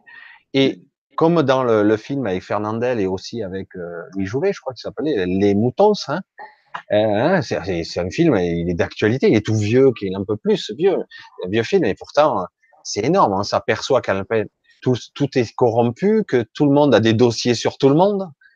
J'ai dit, mais c'est quoi ce système? Il est répugnant, quoi. Et il est toujours d'actualité. C'est comme ça que ça fonctionne, quelque part. Et quelque ouais. part, si tu déroges à un système, que tu ne fais pas partie de l'équipe ou que tu as trahi ton équipier ou ton équipe, ah ben on va te piétiner, on va te jeter. Alors du coup, je dis, mais attends, ces castes, j'en ai parlé lors d'un live, c'était assez hallucinant. On a créé quelque part, bon, c'est comme ça, des spécialisations, des Mm. castes dans la société. La Mm. caste des protecteurs et des guerriers, la caste des professeurs, des enseignants, des éducateurs, la caste des soigneurs, des médicaments, enfin, non, hein, on va rester à deux côtés avec ça, on va dire de tous les gens qui aident la personne normalement. On a créé des castes et on les a mis en concurrence. Je dis, mais non, c'est, tout le système, c'est un tout. On a besoin de tout le monde. Exactement. Je veux dire, le militaire a besoin de manger, il a besoin d'être soigné, il a besoin, etc., etc. C'est un tout. Et on a mis C'est- en concurrence. Ben, en fait, c'est exactement, on peut le retrouver, et notamment quand s'instaurent des petites communautés. Quand vous êtes dans un village, historiquement, c'est quoi? C'est celui qui est plus grand, il va aller à la cueillette, celui qui a les mains un peu plus fines va faire la couture, celui qui est un peu plus robuste ira chercher le bois, etc., etc. Et cetera. Et en fait, s'instaure une espèce de règle, en quelque sorte. Et donc, du coup, voilà, et c'est une harmonie. Chacun a sa raison d'être à l'intérieur de ce système. Et je pense que c'est encore faisable, c'est tout à fait faisable. Et à petite échelle, peut-être, parce que quand je parle justement de vision d'ensemble global, bien entendu, je précise, c'est pas l'idée de refaire un système unique, la tour de Babel, etc. Justement, la tour de Babel a montré, c'est un mythe, certes, mais a montré toutes les limites d'homogénéisation des sociétés. S'il y a des sociétés des différences, c'est justement parce qu'elles montrent, je sais pas, un enrichissement. D'ailleurs, la preuve en est, c'est que si on n'a pas de différence, et ça c'est inscrit notamment dans le Coran, pour lequel personne du prophète Mohammed n'était pas totalement, n'avait pas la connaissance, vu qu'il était en plein milieu de l'Arabie saoudite. Enfin, à l'époque c'était arabique. Du fait en fait qu'à l'intérieur des courants, pour qu'il y ait dans les mers, il faut qu'il y ait des courants chauds et froids, pour créer en fait une dynamique. Si vous cassez cette dynamique, en fait, vous avez plus de climat et en gros, bah, c'est de l'eau douce et il y aurait plus de vie entre guillemets possible sur Terre. Donc tout ça pour dire que les différences créent une dynamique. Et ça, c'est notamment, on peut le voir pour en revenir notamment à ce premier point de vision globale, à l'intérieur du Tao. Le Tao, qu'est-ce que c'est? Le Tao, alors quand vous parlez du Tao, vous sortez du Tao, d'accord? Mm. Donc le Tao, c'est la globalité. Le taoïsme, pour les Chinois, en fait, le taoïsme, tout le monde connaît le yin et le yang, ok? C'est le positif et le négatif, peu importe, mais en fait, c'est une vision dynamique, d'accord? Et en fait, sans cette dynamique, sans cette dualité, il n'y a pas cette union, en fait. Donc, c'est pas statique. Ça, c'est important de constater comme tel. Et ce qui est important aussi de regarder dans la notion de Tao, donc ça veut dire l'absolu, en fait, d'ailleurs, c'est pas tout à fait correct. Quand on dit Tao, c'est en français, parce que normalement, en chinois, c'est un D, donc c'est Dao. Et Dao, en fait, donc ça veut dire l'absolu, mais ça veut dire aussi deux choses en chinois. Tao veut dire vers, direction, et ça veut dire également arriver. Donc vous avez à l'intérieur, vous avez un triptyque qui est l'intégralité, la destination, ainsi que l'arrivée. En fait. Voilà, c'est trois concepts qui sont réunis à l'intérieur du même. Voilà.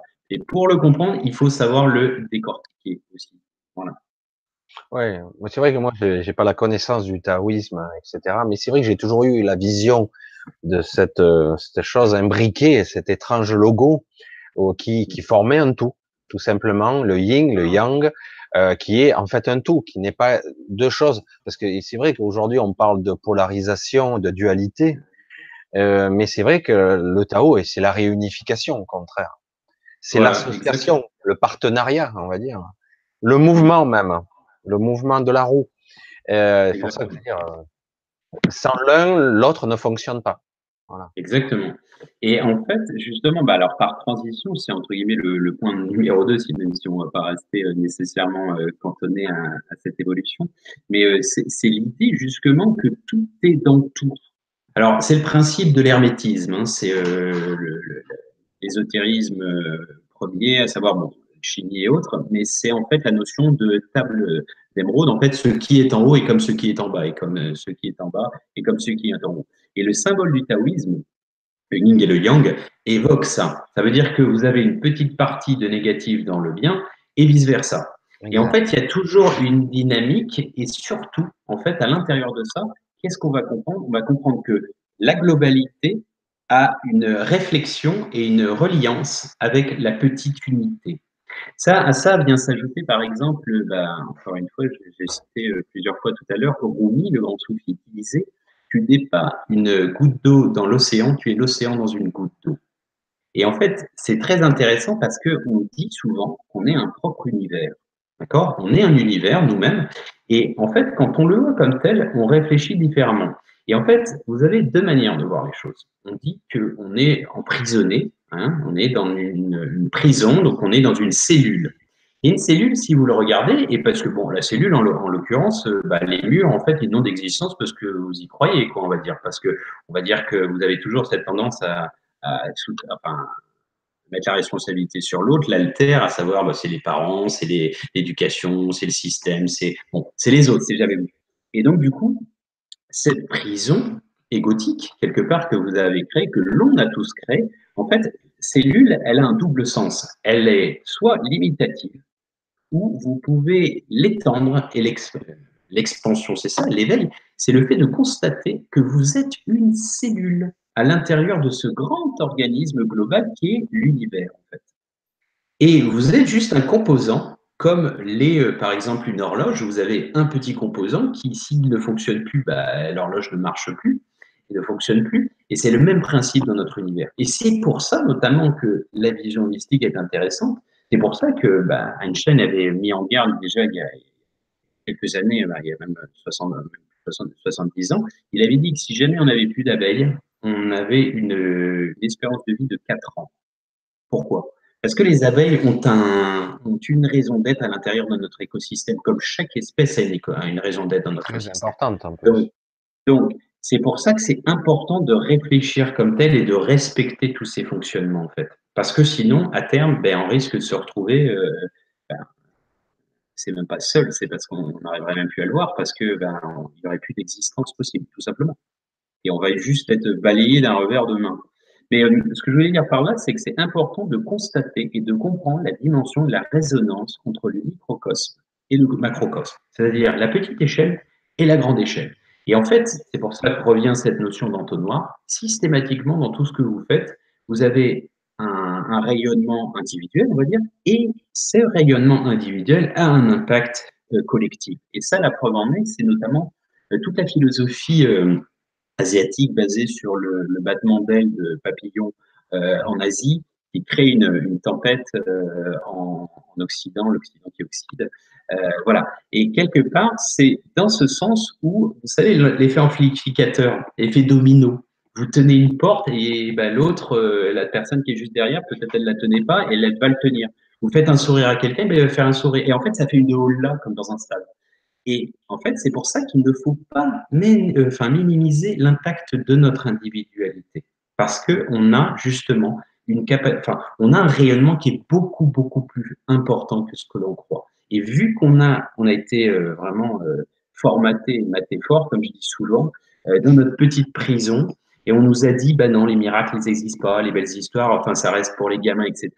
Et si on arrive à retrouver justement regard d'enfant qu'on va voir tout à l'heure, et de recroire dans ces belles histoires, parce que beaucoup de gens refont le monde au café, refont le monde dans leur lit, etc. Mais ils sont restés les gamins qu'ils étaient, ou bien ils l'ont perdu parce que justement à cause de gens trop sceptiques, tout simplement.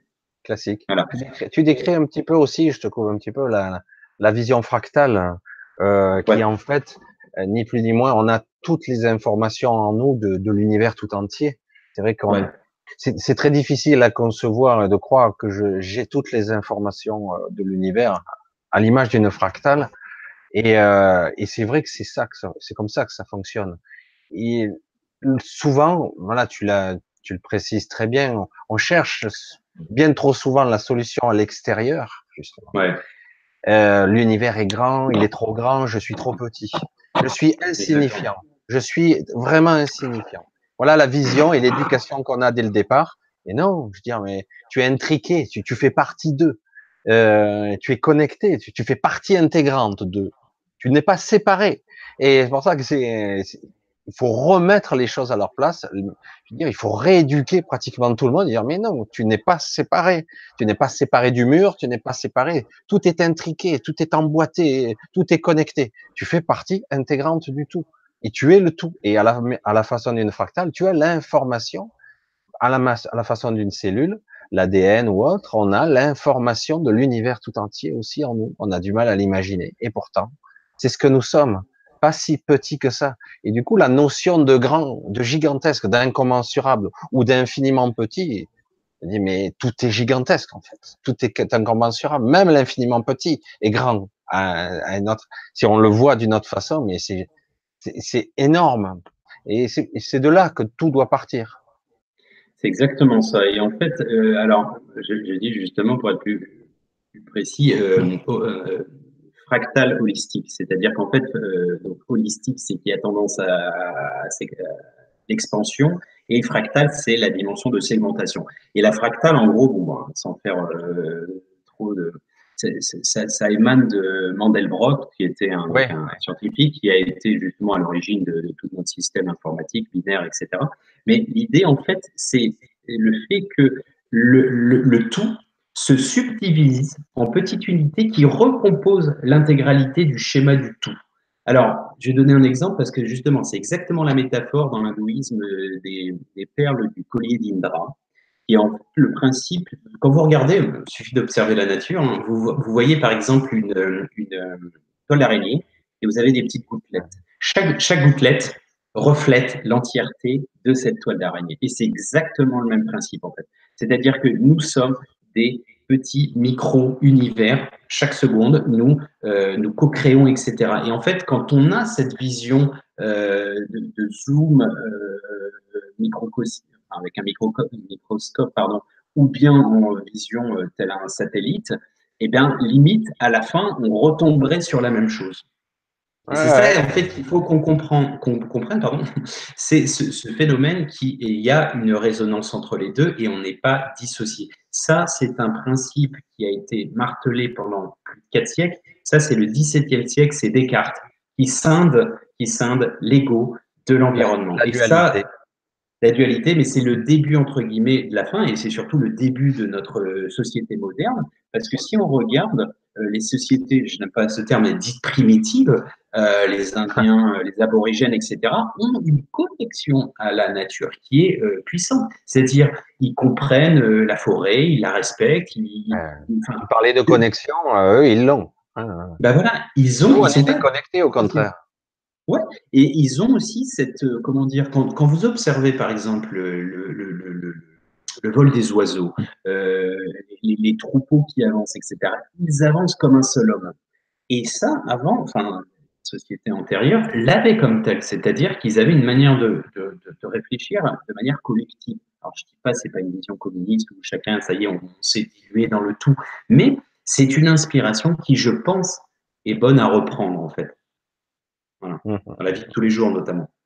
Voilà, et là, pour conclure un petit peu sur ce deuxième point, c'est justement, ça se réfère à ce que dit, alors ça fait un peu pompeux, hein, les Védas, encore une fois, c'est la référence hindoue, qui dit trouve la place qui la tienne dans ce poumon cosmique. Qu'est-ce que ça veut dire? Ça veut dire que quand on a tous en fait, on a tous un sport qui nous va mieux que d'autres, on a tous une profession qui nous va, une activité qui nous va mieux que d'autres. Et en fait, il faut la trouver. Il faut la trouver parce que sinon, on n'est pas en harmonie avec le monde, le reste. Et une fois qu'on l'a trouvée, parce qu'elle est déjà là pour nous, cette place, et ben là, on se sent vraiment dans cette espèce de respiration cosmique où on a l'impression que les choses vibrent aussi à travers nous. Et ça, c'est quelque chose qui est magique, qui est vraiment de l'ordre de, oui, qui est transcendantal et qui est, à mon sens, une des plus belles choses. Et ça, on va le revoir différentes manières, différentes reprises Là, dans l'approche. c'est capital, je dirais, parce que là, tu décris quelque chose qui est la vision globale que je fais partie du tout. Ouais. C'est capital parce que on nous a martelé par l'éducation qu'on était seul et Voilà. qu'on était seul face à l'adversité, seul, il fallait te battre, hein, etc. Et du coup, non, non, tu n'es pas seul et en fait, tu fais partie du tout. Et il n'y a rien qui est séparé. Alors c'est pour ça que c'est une vision qu'il va falloir détricoter, qu'on nous a inculqué, et dire mais non, non, non, et c'est absolument faux. On a cette vision vraiment, il faut avoir une vision beaucoup plus globale. Mm. Vraiment, on est vraiment dans, et du coup, quelque part, notre vision égotique, égoïste, et Mm. du coup, elle devient beaucoup plus secondaire, évidemment. Et je dis, ok, de toute façon, si je trouve ma place, tu parles de ça, Ouais. si je suis dans ma place, que je suis sur mon chemin, tu parlais de way en anglais, hein, de la voie, euh, et j'ai dit, si j'y suis, eh ben forcément, je suis en adéquation, je suis en résonance, donc quelque part, je sens la connexion, qui m'habite, qui me traverse, qui est partout, et forcément, si je la ressens de toute part en moi, que je fais partie du tout, il n'y a plus cette notion de séparation, et quelque part, c'est ça le vrai bonheur, quelque part. C'est, je suis à la fois moi et le tout. Enfin, je sais pas comment l'expliquer autrement, hein, parce que Oui, c'est, c'est exactement ça. Et en fait, bah, d'ailleurs, en anglais, dans le langage des oiseaux, si tu prends alone, donc c'est être seul, si tu rajoutes un L, donc tu as fait deux L pour voler, et ah, tu ouais, obtiens all one. On est tous un, en fait. Et, ah, et la preuve, bon, ça c'est un peu prosaïque, mais de manière plus terre à terre, la preuve, tu es sur une île déserte demain, on va dire que la Terre est décimée, je sais pas, une guerre thermonucléaire ou un grand cataclysme, et tu es tout seul, tu te retrouves tout seul sur une île déserte. Qu'est-ce que tu fais? Comment tu fais pour se relever? Comment tu recrées une table? Comment tu recrées un verre? Comment tu recrées... On est incapable de recréer quoi que ce soit à notre échelle. Rien du tout. Même une maison, ce sera une espèce de pauvre cabane qui ressemblera à rien. Et on est incapable de retrouver. Peut-être on survivrait même pas 1 ou 2 années. Donc, ça montre bien qu'on est dépendant des autres, mais là, pour le coup, de manière positive. On a besoin des autres. Et il ne faut pas voir les autres comme une menace, mais comme justement des collaborateurs. Tu sais, moi, je l'ai vu notamment à travers différentes échelles. C'est pour ça que je fais des parallèles avec la vie de tous les jours, hein, parce que les étoiles, quand on est dans la vie et dans le métro, on n'y pense plus aux étoiles.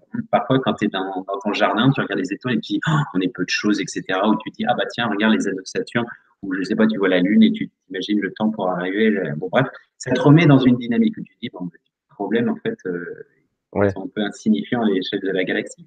Mais dans la vie de tous les jours, tu ne penses pas aux galaxies, tu t'en fous. Il faut dire les choses concrètement. Qui paye mon loyer? C'est pas les galaxies. Donc, de ouais, c'est manière, clair. non mais terre à terre pragmatique. Mais il faut toujours quand même conserver cette idée qu'on a besoin des autres et qu'ils sont des mains tendues et pas forcément des menaces. Et pas forcément des, comment dire, des gens qui vont nous voler des choses. Non, c'est aussi des collaborateurs, c'est des gens qui vont nous mettre sur la voie. Et tout ça pour dire, parce que je voulais faire le parallèle, personnellement, ma société, on est 10, bon, c'est pas une multinationale, hein, on est 10. J'aurais jamais pu faire cette société, bon, j'ai un associé déjà, j'aurais jamais pu faire les choses tout seul. Ou là, c'est moi qui coupe, non, c'est les usines. Euh, tu vois, et en fait, c'est là où tu te rends compte, et c'est pour ça qu'on a des visions, et c'est pour ça que le benchmark du monde, c'est prendre ce qui se fait de mieux partout sur la planète. En Orient, on a justement cette vision que la force est dans le groupe. Et ça, je pense que c'est vrai. Le truc, et les deux sont bien, l'individualité bien de temps en temps, et le groupe aussi est important en fait dans les choses. Et oui, mais non, non. Et ouais, oui, non, mais non, mais c'est bien parce que je vois je relis un petit peu mes raisonnements avec ce que tu dis. Hein. C'est intéressant parce que justement, cette société, ou en tout cas ceux qui veulent maintenir une certaine position oligarchique ou technocratique dans certains cas, et nous ont fait croire le contraire. Bah, c'est divisé pour mieux régner, hein. C'est la Exactement. technique qui est utilisée, qui est Exact. ancestrale. Hein. Et, Exactement. Ils nous ont fait croire qu'on était tout seul, et d'ailleurs, en détruisant, détricotant des valeurs, même ouais, les valeurs de la famille, ouais, des choses simples, l'amitié, tout est en compétition, tout est un ennemi potentiel. ouais. Et puis les choses se font, se défont, et on a tendance à prendre vraiment les peuples pour des cons. Je vais te donner un exemple tout simple. Tu sais, ben, mes parents sont de l'Est de la France, mes grands-parents également, etc., de Lorraine. On a retrouvé avec mon père des livres d'histoire de l'époque de mes grands-parents. Et c'était hallucinant la manière dont ils parlaient des Allemands. Et en même temps, de le côté allemand, on devait faire la même chose. Et quelque part, c'est logique que les gens se détestent et se foutent sur la gueule. Je vais dire, mais pendant, on les a créés ces guerres. La première, la deuxième, puis après on a des vengeances, etc. Mais quelque part, du jour au lendemain, quand on dit bah, la guerre est finie, puis on fait des jumelages et on dit bah non, finalement, bon, on a changé l'histoire et maintenant les Allemands, bah, c'est nos amis, quoi. Et j'ai pas de jugement hein, quand je dis ça, c'est juste c'est grotesque de se dire grotesque, pas le fait de se jumeler et d'être proche désormais, mais c'est de se dire qu'on a quand même créé et monté des gens. Et pourquoi je dis ça? C'est que le passé parle aussi. Parce qu'aujourd'hui, c'est ce qu'on essaie aussi de faire. On essaie le tissu social, je suis dans la métaphore du textile, je travaille dans le textile, le tissu social, ça c'est quand même la volonté de vivre ensemble.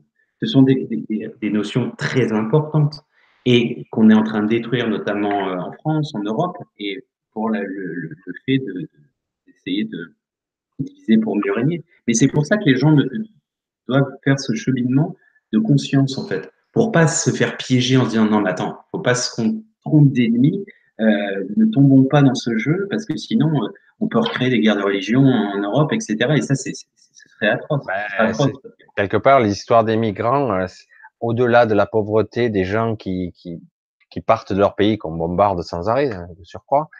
Et dire, mais il y a aussi cette volonté presque plus camouflée maintenant de créer un clash Les civilisations. voilà, de civilisation. Et ça, c'est en train de se produire. On est en train c'est jamais arrivé à cette échelle. C'est comme une Ouais. guerre, hein, quelque part, une forme de guerre passive. C'est silencieux. Et moi, j'ai rien contre, hein, attention. Hein. Je dis seulement que quelque part, il y a une dichotomie entre ce qu'ils disent et ce qu'il se passe. Et du coup, il y a une aberration. On voit que c'est une réelle volonté d'assimilation ou de destruction. Et la finalité, elle est très difficile à voir hein, quand même.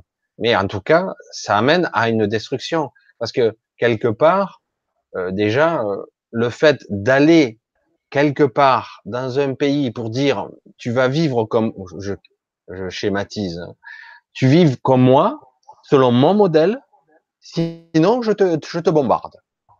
Et puis Mhm. après, je te bombarde, puisque je suis dans mon droit. Ah bon?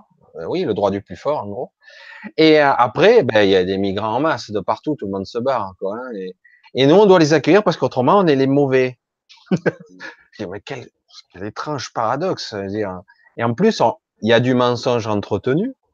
Il y a tout un système. Bon, là, on va pas rentrer dans la géopolitique, hein, parce que tu parlais de la Syrie tout à l'heure, l'Arabie Saoudite avec ses stratégies, le Qatar, etc., etc. L'argent et du coup quelque part, c'est quoi une assimilation? C'est une guerre qu'on subit. Et du coup, mais j'ai confiance que paradoxalement en l'humain, à un moment donné, tout redevient raisonnable parce qu'à un moment donné, une fois qu'on a détruit, qu'on a désassemblé, les choses ne se passent jamais comme on a prévu. Il y a toujours une intelligence derrière qui va faire en sorte, parce que l'histoire de France, pour parler que d'elle, est une sacrée histoire d'assimilation, où on a été envahi, je sais pas combien de fois, et au final, ça a créé quand même le peuple de Gaulle, j'allais dire. Non, pas celui de la Deuxième Guerre mondiale. Mais c'est vrai que c'est intéressant de voir que quelque part, il y a des stratégies en haut lieu, et que tout ceci n'est que stratégie, et que du coup, on entretient les peurs, la peur de l'autre. Mhm. Là, c'est toujours la peur de l'autre, la peur, l'ennemi. Voilà, le coup de l'Allemagne, c'est énorme. Parce que je me souviens de ma sœur qui avait eu en école, elle avait gagné un voyage où elle devait aller en Allemagne. Donc je parle d'il y a pas 50 ans en arrière, mais disons 45 ans en arrière, parce que ma sœur est plus âgée que moi. Et je me souviens qu'elle était rentrée dans un bar et qu'elle me disait Raus, Franzos, Raus, dégage quoi, en gros. Et je veux dire, parce qu'il restait encore des rancœurs dans l'après-guerre, dans les années 60, 70, même encore. C'est logique. Il restait des rancœurs, alors que c'est qui a fait quoi, c'est quoi le déclencheur, et le peuple en lui-même, il y est pour rien. Eh oui. La Pris en première otage, victime, ça a été le peuple allemand. C'est les bien sûr. premières victimes. Mhm. Et c'est pour ça que, voilà. Et puis bon, ce qu'il faut arriver à avoir comme vision quelque part, c'est que beaucoup de personnes ont une vision, justement, tu parlais de tout à l'heure, d'une vision étriquée, très limitée. Il faut Mhm. élargir sa vision et dire, mais quelle est l'intention derrière réelle? Ben, c'est ça. Hein, eh oui, c'est de ça. Exactement. Et j'ai pas la vision Exactement. globale, et du coup, bon, j'ai dit bon, je vais essayer de ne pas juger. C'est vrai, mon Mhm. ego, ma peur me montre ça. Et quelque part, je n'ai pas la vision globale. Je vais m'éloigner. C'est vrai que c'est facile de tomber. C'est Mhm. facile. Mhm. Après, voilà, je me suis un peu éloigné, j'ai digressé un peu, comme d'habitude. Non, mais ça te rapporte à la notion de vision holistique, même des conflits et des situations globales sociétales. Donc, c'est lié, hein. C'est lié. Bon, alors si on peut juste Allez, vas-y. revenir sur une touche positive, alors dans le troisième axe, c'est justement le concept de bien-être. Alors, dans la vision justement de style de vie, très important la notion de bien-être. Alors, bien-être, il y a deux sens. Le premier, c'est être, sentir bien, c'est d'être heureux, on va dire. Et le deuxième, c'est de bien se comporter, bien-être. Alors, bien-être, être heureux, alors ça s'apparente, enfin ça s'orchestre à travers différentes choses. Et notamment, l'un qui est connu, c'est Ayurveda, ça veut dire en fait la science de la vie. La plupart des gens pensent que Ayurvédique, c'est uniquement pour l'alimentation. C'est un des segments de cette vision globale. Alors en fait, c'est quoi concrètement? C'est par exemple pratiquer du sport, l'exercice. Pourquoi l'exercice? Mais c'est en fait plus complexe que ça. C'est la circulation d'énergie. Alors ça a été alors la médecine holistique. Qu'est-ce que c'est concrètement la médecine holistique? C'est justement de voir le corps humain dans son entièreté. Et même au-delà de ça, de voir les origines des traumatismes psychologiques qui peuvent avoir un impact sur la matière et notamment sur la dégénérescence, la somatisation, etc., etc. Donc, la médecine holistique, c'est quelque chose qui est plus de l'ordre du préventif que du curatif. Donc ça, c'est une inspiration qui émane notamment des Indes, enfin de l'Inde actuelle, mais du passé, la civilisation de l'Indus, donc Ayurveda, mais aussi tout ce qui est méridien, réflexologie, Qigong, etc. Qigong, c'est la pratique du taoïsme. Donc ça, c'est, on va dire, c'est les méridiens, les chakras, enfin toutes ces centres d'énergie, en fait, quand ils fonctionnent bien, quand il y a une bonne circulation, il y a une bonne fluidité, il n'y a pas de maladie en gros. Voilà. Et ça, c'est important. C'est pour ça qu'il est important de pratiquer le sport, etc., et de se reconnecter tous les jours avec différentes disciplines, parce que ça permet, ça évite notamment qu'il y ait de l'eau stagnante. L'eau stagnante, si tu regardes, bah, stagnante, au bout d'un moment, ça sent mauvais, et bah, vous avez, il y a de la base, il y a des grenouilles, etc., et bah, ça crée, entre guillemets, à l'intérieur d'un corps, c'est de la mauvaise énergie, et donc du coup, ça crée bah, des maladies, tout simplement. C'est pour ça que notamment l'acupuncture permet de refluidifier tous ces courants d'énergie. Donc ça, c'est très très important. Le premier aspect, exercice, mais pas que exercice tous les jours, type, on va dire, de l'aérobic. C'est aussi important de reconnecter ces différents centres énergétiques, les méridiens. Ça, c'est une des premières choses. La deuxième, c'est aussi dans l'alimentation. L'alimentation, de réapprendre à manger. Alors, pas savoir manger correctement, proprement, c'est de savoir manger en conscience, c'est-à-dire le bio, de manger avec les produits saisonniers. On parlait de consommation qualitative et non plus quantitative. Bon, ben, on n'a pas de fraises en hiver, on n'a pas de fraises en hiver. Voilà, est-ce qu'on a besoin de les importer, je ne sais pas, d'hémisphère sud et puis polluer, etc. Bon, on peut peut-être se passer comme ça. On a, enfin, comment dire, sans interférer sur les habitudes de vie des gens, mais d'être vraiment en conscience. En conscience, ça veut dire aussi d'être conscient des bienfaits et une connaissance notamment des apports nutritionnels. Bah, nous, notamment dans Champagne, dans nos retraites, on explique aux gens que, bah, par exemple, l'ail, c'est bon pour la fluidité du sang, c'est bon pour le diabète, par exemple. Les alliances, en fait, la dimension ayurvédique, c'est par exemple, c'est les alliances. Quand vous voulez des protéines, je vais un simple exemple parmi tant d'autres, vous allez prendre du riz et des flageolets. Individuellement, ils ont des protéines, mais les mettre ensemble, ça les duplique. Un autre exemple, du curcumin plus du poivre, ça va décupler les valeurs nutritionnelles. Le fait de cuire, par exemple, de cuire pas toujours trop, enfin à feu doux, c'est bon. La vieille recette de grand-mère, pourquoi? Parce que sinon, ça détruit les nutriments. Manger un maximum comment dire, de fruits et légumes, mais au-delà de ça, de manger aussi de plus en plus, alors pas tout le temps, systématiquement, de moins manger de viande, de manger plus de temps en temps du cru, des salades, des choses comme ça. Pourquoi? Parce que vous avez toute la saveur et pas que la saveur, la valeur nutritionnelle des aliments. Donc ça, c'est important parce que manger, euh, on mange bien, un corps sain dans un esprit sain, c'est lié. Hein. Je veux dire, tout ça, c'est holistique. C'est-à-dire que si vous mangez mal, vous mangez des McDo et des burgers et enfin, pardon, des kebabs tous les jours avec euh, de la mayonnaise à la paille et des sodas, etc., etc. Bah, non mais voilà, c'est La évident. mayonnaise à la paille, je connaissais Non, pas. Je vais essayer, tiens. Je non, connaissais pas. c'est une blague. C'est une Ouais. blague pour dire voilà, les excès, bah, ça fait que voilà, Attends, c'est bon le là, kebab. C'est bon le ouais, kebab. non, mais en fait, il ne doit pas avoir de frustration. C'est-à-dire que ça ne veut pas dire que vous avez une vie, ce que j'appelle cuit-vapeur, c'est-à-dire une vie super chiante, toujours. Non, il faut un peu de tout. Mais il faut être dans la notion de balance. Et, euh, et en fait, le fait de manger trop de sucre, etc., le sucre, par exemple, c'est une épidémie. Le sucre, on en met partout. Le sucre, en plus, il est raffiné, donc c'est du mauvais sucre. Vous avez du fructose, etc. Ça, c'est positif, mais il ne faut pas en abuser non plus. Mais le sucre fait, en fait, c'est un peu comme des shoots de cocaïne. Vous êtes complètement dopé, puis bam, après ça redescend et donc vous êtes un peu en bad. Et ensuite, vous allez avoir besoin de plus en plus. Et en fait, vous êtes dépendant. Et en fait, ça a un impact même sur le troisième point que je voulais mentionner, sur les cycles de sommeil. C'est extrêmement important de bien manger, d'avoir des exercices pour aussi bien dormir. Alors, bien dormir, vous allez me dire, il y a des problèmes d'insomnie. Oui, il y a aussi plein de solutions. La lavande, des choses comme ça, des tisanes à la lavande, c'est mieux qu'un somnifère, vous voyez, ce genre de trucs. Et en fait, la vision de bien-être, c'est aussi associé à une rigueur, entre guillemets, parce que ça devient après un plaisir, mais on s'astreint à un mode de vie, c'est un état d'esprit en fait, qui est important à avoir et qui est aussi lié à l'éco-friendly, etc., c'est-à-dire à consommer en conscience, etc., etc. La notion de, alors, je disais tout à l'heure, donc ça c'est plutôt, il y a les tenants, les aboutissants. On a quand même confondu quelque chose d'essentiel, à savoir le bonheur et le plaisir. Le plaisir, c'est quelque chose, et c'est notre société moderne qui a fait cette confusion. Le plaisir, en fait, c'est extérieur à nous-mêmes. C'est en fait, c'est lié à le besoin de plus d'affection, plus d'argent, plus.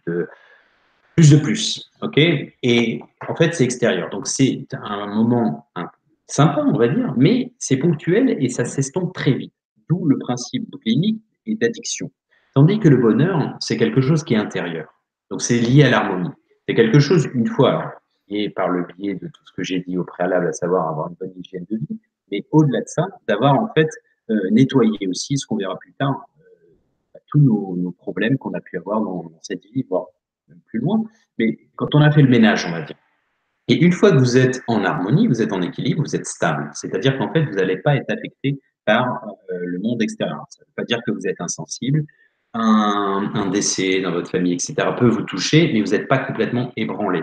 Donc ça, c'est important. La grande différence, et c'est justement cette quête de l'harmonie est extrêmement importante dans ce processus holistique.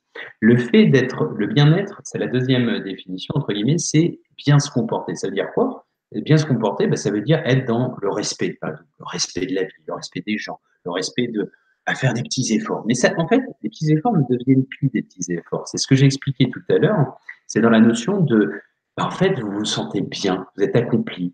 Vous, quand vous aidez un peu les autres, ça ne veut pas dire que vous devenez Mère Teresa, mais vous filez un petit coup de main, je sais pas, au Dieu à côté, vous allez lui chercher, aider à filer un coup de main pour ranger ses courses, aller les chercher si c'est un peu lourd, ce genre de truc. Et en fait, qu'est-ce que ça crée concrètement?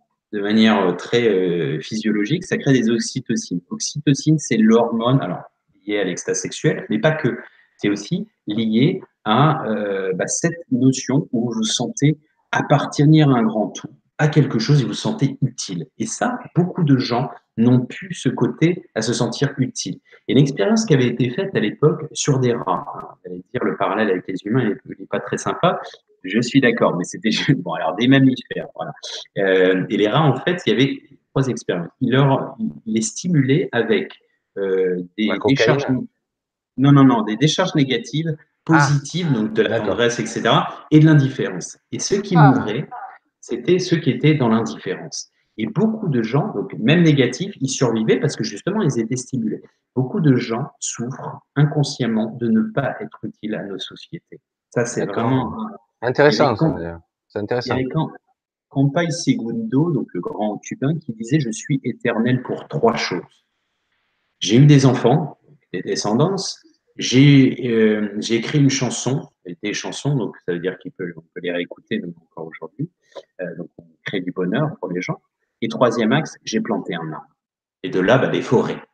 Et en fait, il s'est inscrit dans le temps grâce à ces trois éléments. Et je trouve que c'est important parce que les gens ont besoin de laisser une empreinte dans cette vie, dans ce futur. Et autant que faire se peut qu'elle soit positive, c'est quand même mieux, plus sympa.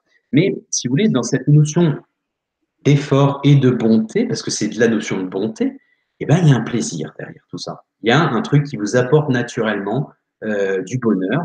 Et c'est aussi, encore une fois, on en revient à l'effet papillon, l'amplification globale à aider les gens fait que le monde sera quand même plus vivable hein, et plus, on va dire, plus harmonieux, tout simplement, assez simplement. Voilà. C'est donc le troisième axe. Je poursuis peut-être, à moins qu'il Vas-y, y ait des vas-y. remarques, Non, non, non, c'est très questions. bien. Là, je regarde, les gens discutent entre eux, ils font des Ouais, réflexions.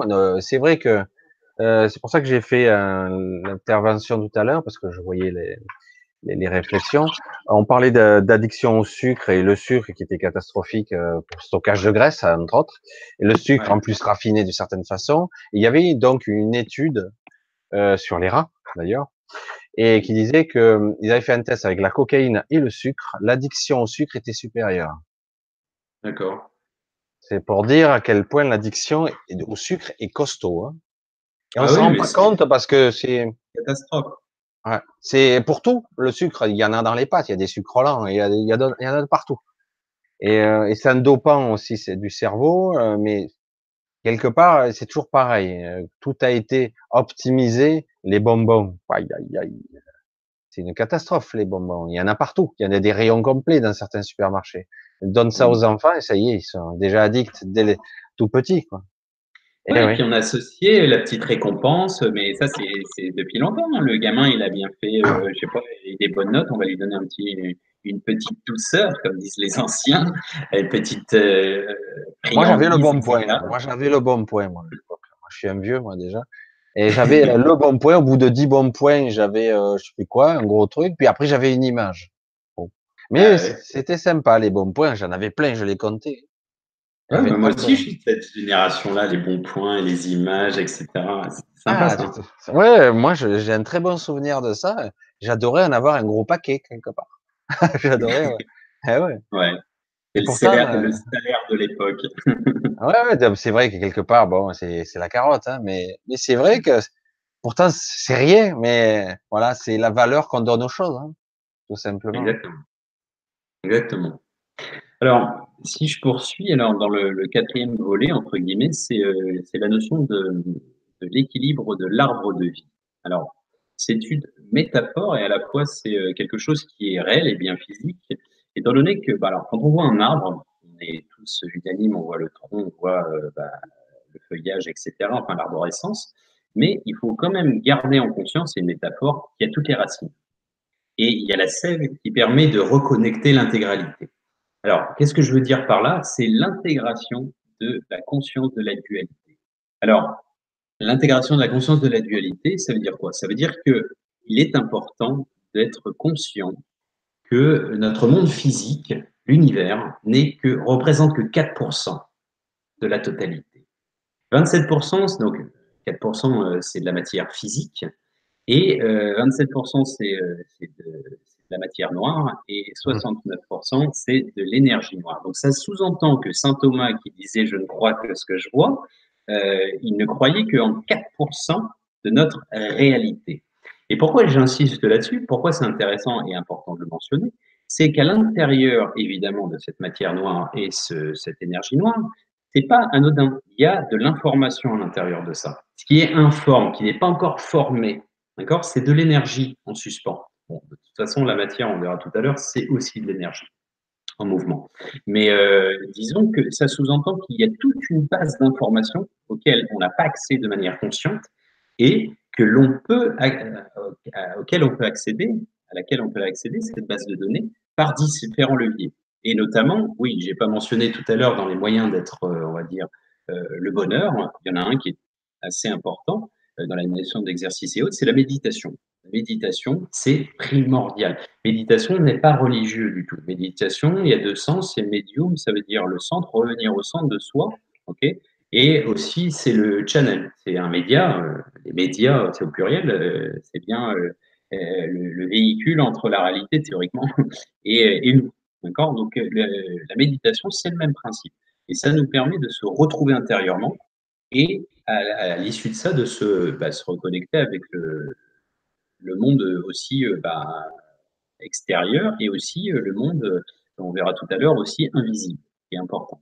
Alors, dans cette notion d'intégration de la dualité, d'ailleurs, si on regarde, alors je ne vois pas tout à fait, mais dans le symbolisme, et on le retrouve dans beaucoup de civilisations, mais notamment chez les chrétiens, la Vesica Pixis, en fait, c'est l'intégration des deux dimensions binaires. Et à l'intérieur, vous voyez souvent le Christ dans ce qu'on appelle une amande christique. C'est justement le fait de relier ces deux aspects. Bon, alors il faut savoir, et je faisais une allusion tout à l'heure à la méditation, quand on intègre ça, quand on le vit au quotidien comme tel, ça sous-entend qu'on active deux hémisphères de notre cerveau. Le droit, globalement, le droit, c'est l'intuition, c'est le rêve, c'est la partie connectée au supramonde, on va dire. Pour être très binaire, c'est la métaphysique, méta au-delà. Gauche, c'est la partie rationnelle, physique, la mathématique, etc., etc. C'est la rationalité. Et en fait, quand on active ces deux dualités, quand on les intègre toutes les deux, eh ben, on active petit à petit la, l'absence de dualité, c'est-à-dire l'activation de la glande pinéale. Et ça a été connu par la Grèce antique. À l'époque, on était à la fois mathématicien et également philosophe. Donc, on activait pardon, les deux dimensions de son cerveau. Et en troisième lieu, on était très souvent mystique. Je prends des exemples comme Pythagore, comme Platon, comme etc. Bon, ces gens étaient et dans la mathématique et dans la philosophie, et de là, ils étaient dans l'alignement, c'est l'école des mystères de Pythagore, Platon, les solides de Platon, etc. C'est des l'ésotérisme, hein. Donc, ils étaient vraiment, ils activaient leur troisième œil. Leur troisième œil, sixième sens en quelque sorte, c'est cette connexion. C'est la glande pinéale, c'est un outil qui permet de se reconnecter intérieurement, c'est le sixième sens, et qui permet de se connecter au monde. Alors, à l'intuition, c'est-à-dire au monde environnant, et également au monde pas physique, c'est-à-dire le monde comment dire, les mondes parallèles, mais aussi les mondes des entités, etc. On verra tout à l'heure. Mais ce qui est important, c'est que ça a toujours été dans nos cultures, cette espèce de triptyque qui a toujours existé. Et en fait, on l'a notamment, l'exemple de la glande pinéale, qui est quand même le secret qui permettrait de se reconnecter intérieurement et de là extérieurement, il est gardé bien précieusement. Vous le retrouvez chez Sumer, donc la première entre guillemets civilisation connue, probablement d'autres, mais enfin, c'est l'histoire enfin, la connaissance de l'écriture, c'est 3300 ans avant Jésus-Christ. Donc, on voit notamment j'invite les gens à regarder sur Internet s'ils veulent, la passation avec ce qu'ils appellent leurs dieux, hein, les Anunnaki, donc, qui sont descendus du ciel, qui sont les équivalents chez les Hébreux des Elohim, donner la glande pinale, donc c'est le symbole de la pomme de pin à l'humain. Donc, c'est une espèce d'activation qu'on a dans nos civilisations. Mais vous allez au Vatican, vous avez une grande statue avec pas la glande pinale, avec la pomme de pin. Ce qui sous-entend que c'est un trésor. Vous avez sur le bâton du pape, vous avez aussi une petite pomme de pin. Ce qui veut dire par là qu'on l'a dans toute l'histoire de nos civilisations. Je prends cet exemple chrétien parce qu'on est plus dans une société judéo-chrétienne en France, mais vous l'avez dans toutes les civilisations. Et ça, c'est un point qui est extrêmement, c'est pas un point de détail, c'est un point véritablement central ici, qui permet de mettre en relief la notion d'infini et au-delà, on reviendra tout à l'heure, mais de connexion, reconnexion intérieure et j'insiste lourdement extérieure. Voilà. Je suis tout oui. J'écoute. Je fais l'élève. Ok. Ok. Non, Alors, là, c'est passionnant en plus. C'est très intéressant. Là, j'apprends des choses. Ça me plaît bien parce que j'apprends pas souvent de choses. Alors, là, c'est bien. Non, ok. ce côté Anunnaki, le côté pine de pain, j'avoue que je suis. Il y a- D'ailleurs, on ouais. pourrait en parler des heures parce que là, il y a peut-être justement quelque chose à gratter un peu parce que la notion de chaînon manquant et chaîne non manquant de l'art de la vie, comme j'aime le dire, il y a un truc très très intéressant, très mystique là-dedans où peut-être on peut trouver, déceler et comprendre que ce soit les créationnistes ou les évolutionnistes, les deux ont raison dans leur manière de voir les choses. Et j'ai une petite piste quant à cette notion de connaissance, parce que si vous regardez, en fait, on va pas faire une diversion trop longue, mais ça correspond plus ou moins. Alors, l'écriture ne signifie pas que les gens n'étaient pas là avant, mais dans la Genèse, en fait, si on le retrace, c'est 6000 ans avant notre ère, hein, Ouais. Je crois et qu'Adam, c'est 5000 ans, je crois, c'est dans les écrits. 5000. Ouais. Alors, c'est 5777, je sais Voilà, plus voilà. où en est le calendrier juif, mais c'est à peu près à cette période-là. Et en même temps, dans les Écritures, ce qui est assez intéressant, c'est que donc entre les deux fleuves, donc la Mésopotamie, étymologiquement, ça veut dire entre les fleuves, et c'est entre le Tigre et le l'Euphrate. Et vous avez une partie verte à l'époque. La preuve en est, c'est que vous avez les jardins suspendus de Babylone, ils sont dans le vert, hein. Donc ça veut dire qu'à cette période-là, oui, on était dans l'Éden. Et l'Éden sous-entendait, alors ça a peut-être été physique, bon, c'est probablement une métaphore, mais c'est très certainement lié, mais c'est tout du symbolisme, on pourrait passer une soirée là-dessus. La pomme, qui est justement la pomme de la connaissance de quoi? Le serpent, qui est probablement lié à la Kundalini que l'on active chez les hindous, etc., qui est aussi le chi du dragon chez les Chinois ou les On Japonais, parle du etc. serpent aussi, l'ondulation. Oui, L'ondulation. que l'on retrouve dans toutes les civilisations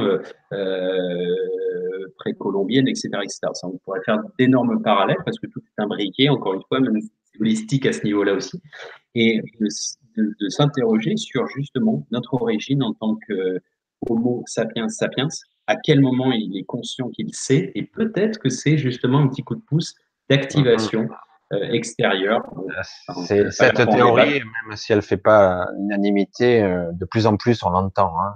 Il y aurait Ouais, eu bah, modification extérieure entre guillemets. ouais, de l'ADN. Bon, ça, c'est les recherches de Ouais, Stitching. Je sais il y jamais en le a eu prononcer. pas mal, ouais, et c'est assez intéressant. Du coup, les Anunnaki ou les Elohim, ça, je crois que c'est Ouais, le peuple hébreu qui est appelé comme ça, mais c'est vrai d'accord. qu'on parle de ces êtres. Alors, après, il y a eu des raccords qui sont non Sirius, etc. probables, hein, qui viendraient peut-être de la 10e planète du système solaire, de Nibiru. Nibiru, etc., etc. Donc, il y a une sacrée histoire il serait bon de la retrouver parce qu'elle est, je trouve, passionnante, quoi. Si c'est notre histoire, c'est passionnant. Il n'y a pas à avoir peur de quoi que ce soit. C'est l'histoire, donc c'est passionnant. Ouais, Ça me fascine. Moi, je suis toujours ouvert à toute information qui pourrait me rajouter. Justement, tu parles de la vision holistique. Euh, Moi, je la vois comme une sorte de tableau avec des pièces en puzzle et de temps en temps, je pose une pièce, tu vois. Je bah rajoute ouais. une pièce. Et j'ai dit, Bah, tiens, c'est celle-là, le exactement. colle. Celle-là, le colle. Avec ma vision. Et c'est Exactement. intéressant parce que, je veux dire, parce que bon, le tableau dans son ensemble, il est costaud quand même, hein. Et pour ça, il faut rester humble, mais néanmoins, on peut élargir petit à petit sa conscience et avoir des visions. Ah tiens, ah ben tiens, je vois autre chose maintenant, en me reculant assez, et voilà.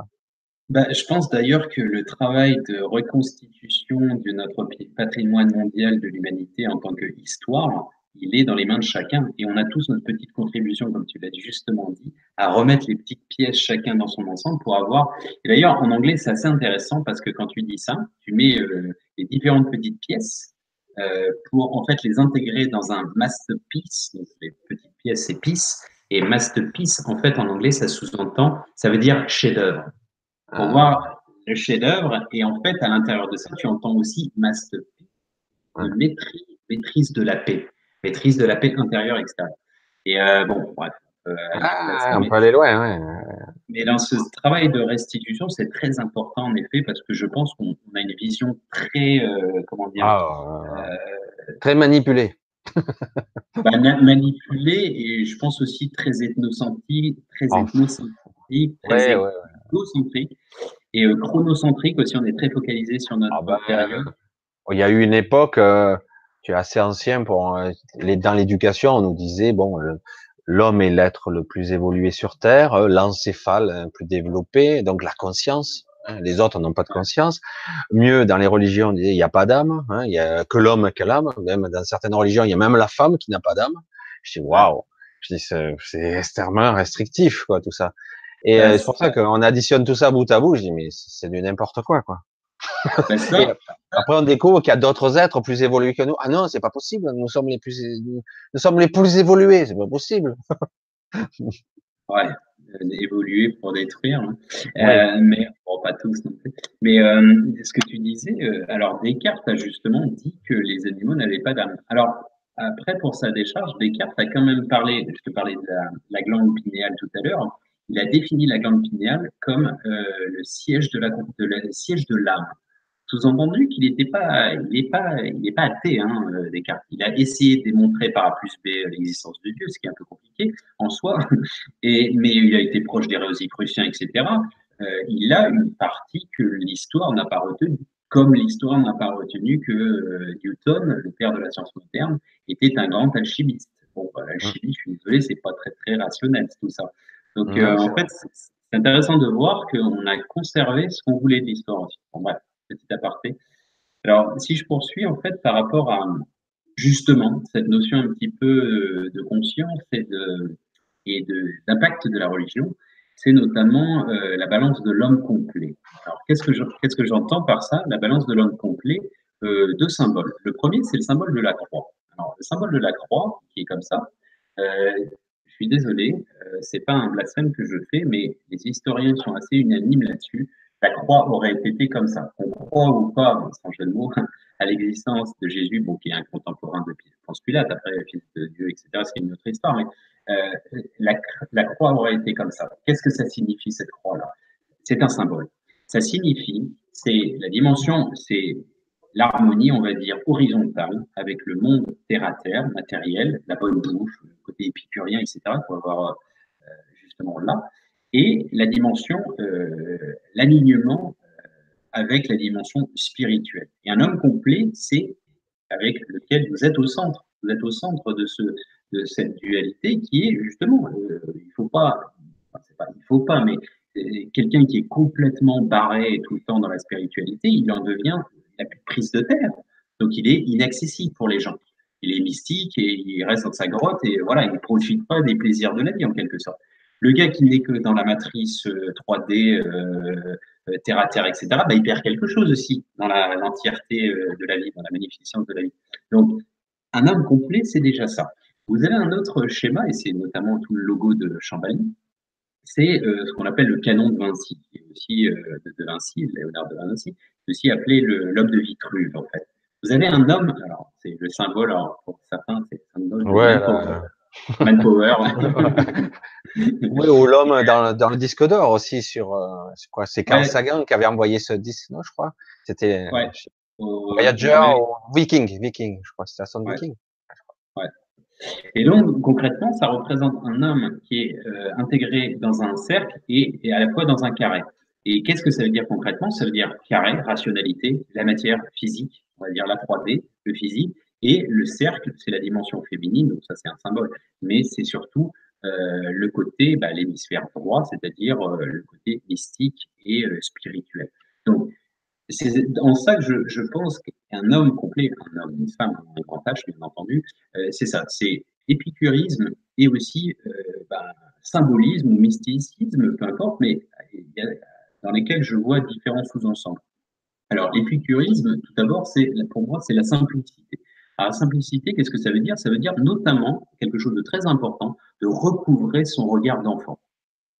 Quand on observe les enfants, ils ont une pureté dans le regard, ils s'étonnent d'un rien. Ils peuvent bloquer sur une fourmi pendant 3 minutes et ils vont être en admiration sur une fourmi. Ils vont être toujours dans le jeu et dans une notion qui est juste merveilleuse. En fait. Et ils sont, par exemple, je sais pas, ah maman, maman, c'est moi qui paye la caissière. Ils sont tous excités parce qu'ils vont juste payer et donner un bout de papier. Ils sont tous excités parce qu'ils ouvrent la porte du métro. Ils vont être tout excités. Je me souviens à l'époque quand j'étais dans les grosses structures, on avait eu des portes ouvertes et les gamins étaient venus et j'avais dit à l'un d'entre eux, tu verras, si tu travailles bien à l'école, tu feras comme maman, tu joueras à l'ordinateur toute la journée. Et le gamin, il était là. Wow. Et pour lui, c'est génial. Taper comme ça la machine, c'était pour lui un rêve. Et quelque part, quand on recouvre ses yeux d'enfant, moi, je n'avais pas eu de scooter quand j'étais gamin, j'en ai un à Shanghai et à Bali. Et ben, je m'éclate, je suis comme un gamin. Quelque part, vous prenez votre voiture, vous faites du karting, c'est génial, quoi. Et en fait, quand vous recouvrez juste ce regard d'enfant, et ben, votre vie, déjà, elle change radicalement. Le deuxième point dans cette notion d'épicurisme, bah, c'est déjà les petits plaisirs de la vie. C'est-à-dire, on n'est pas forcément obligé d'aller décrocher la lune. Les petits plaisirs de la vie.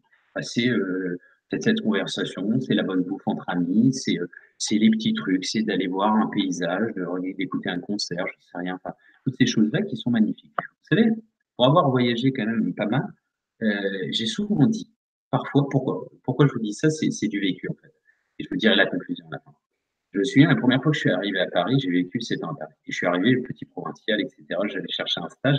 Et je me souviens que j'avais un rendez-vous sur les Champs-Élysées. Et à un moment, on passe, je sais plus, je crois que c'est la ligne 6, et on voit d'un seul coup la Tour Eiffel qui sort de terre, en fait. Enfin, c'est nous qui sortons de terre, et je voyais la Tour Eiffel. J'étais là, waouh, je voulais réveiller les gens, j'avais envie de leur dire, mais regardez, il y a la Tour Eiffel. Puis les gens, ils s'en foutaient, ils étaient plein leur ils la voyaient tous les jours. Et je me souviens d'une fois, je vais en Inde, et c'était la première fois que j'allais voir le Taj Mahal. Et donc, j'étais limite tout excité en transe et tout. Je posais plein de questions à Moshe. Puis ils s'en foutaient royalement. Et à un moment, il me dit, tu viens d'où? Et je dis, bah, je viens de Paris. Et là, ses yeux, waouh, la Tour Eiffel. Et je me disais, mais c'est fou. Il faudrait mettre ce monsieur-là à l'endroit des gens qui regardaient plus la Tour Eiffel et en fait inverser le monde. Et ma conclusion en est la suivante. J'ai toujours dit, parfois, on traverse la moitié de la planète pour trouver la septième merveille du monde, pour lequel la huitième est juste en face de nous.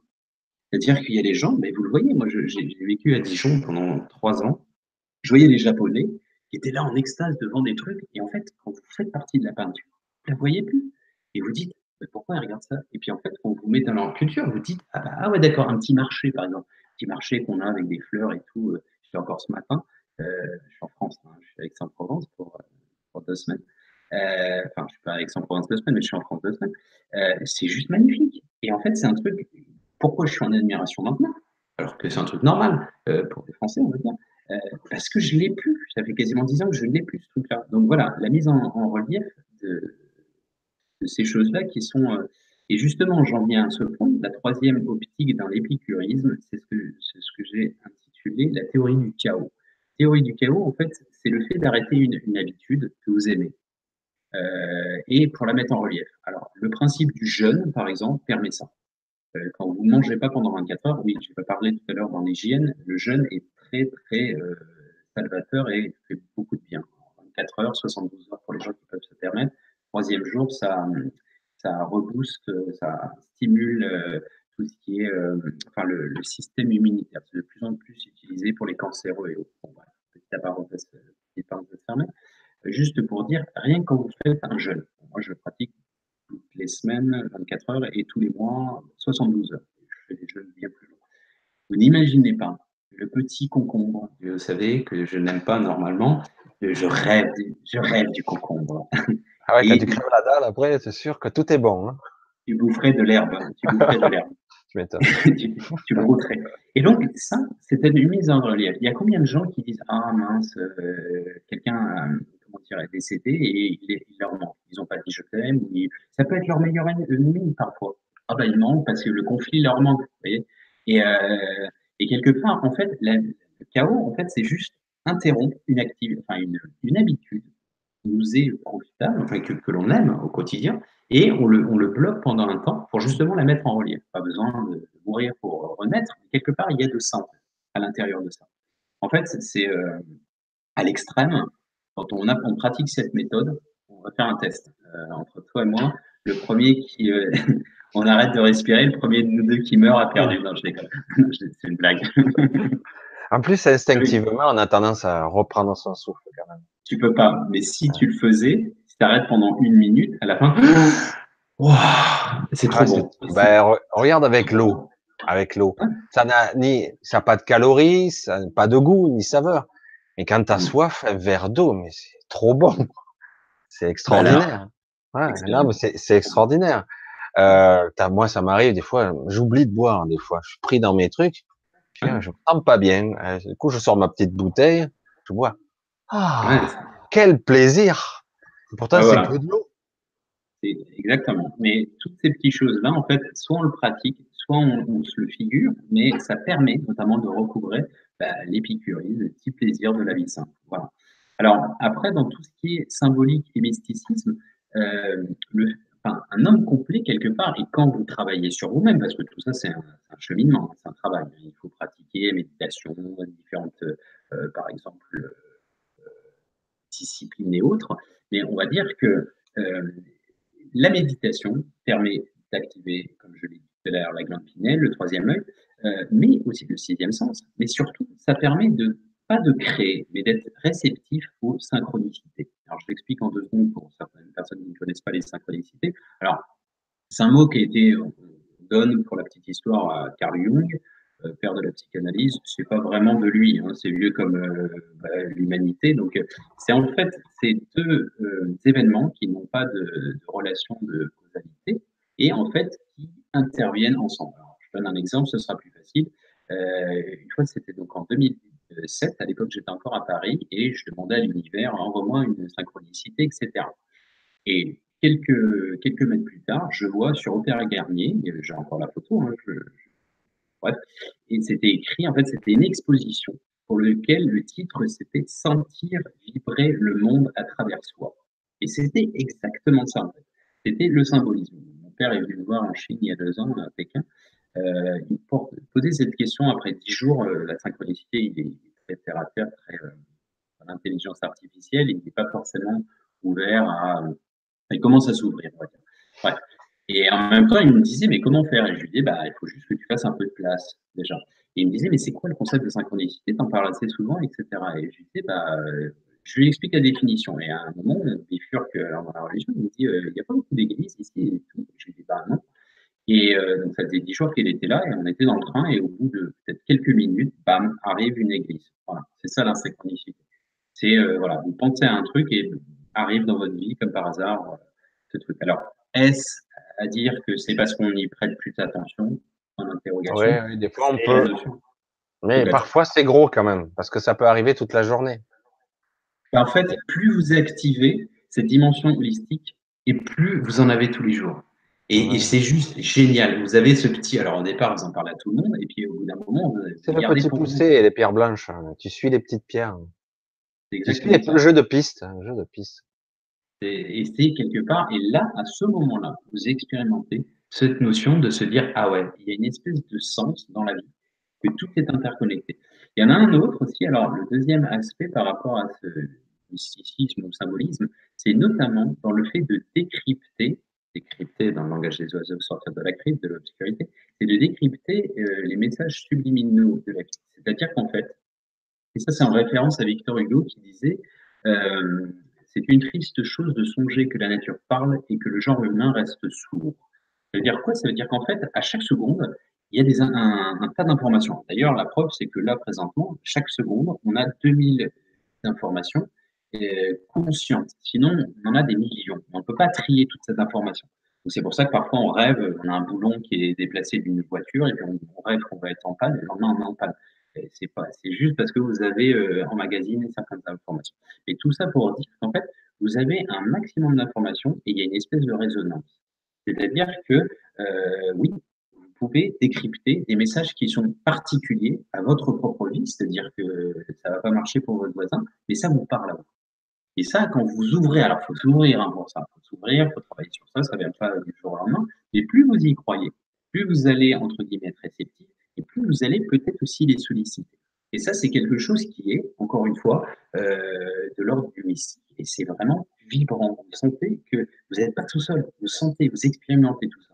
Et ça, c'est, à mon sens, vraiment magique. Et vous aurez probablement autour de gens, de vous, des gens, parce qu'on est des magnettes, hein, magnétisme, des aimants, pardon, qui attireront ces choses et aussi les gens qui témoigneront de plus en plus dans ce sens. Et ça demande aussi une ouverture. Ouais, c'est vrai que c'est une ouverture d'esprit, parce il va falloir, on va dire, un peu casser la carapace du rationalisme et du matérialisme, parce que tout Mhm. ce qui est ah c'est pas possible, voilà, et c'est pas possible, mais qu'est-ce qui est pas possible?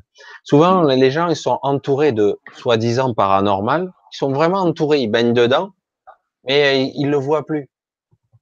Et Ben, c'est ça. c'est ça qui est énorme. Ils le voient plus. En fait, non, non, non. Et puis finalement, quand on commence à mettre le doigt dessus, il dit ah, mais regarde, c'est énorme quand même. T'as des Exactement. signes qui t'arrivent de partout. Tu le vois bien qu'on te hurle qu'il faut pas aller là, et que toi tu écoutes pas quelque part. Jusqu'à Exactement. l'accident, jusqu'à la maladie, le mal qui dit. Hein. Ouais. Des fois, tu vas dire mais là l'esprit hein, les synchronicités t'ont crié dessus, et maintenant c'est la maladie qui te crie dessus. Et la maladie, c'est Exactement. ton corps, c'est ton énergie, etc. Je dis, ah Ouais. bon?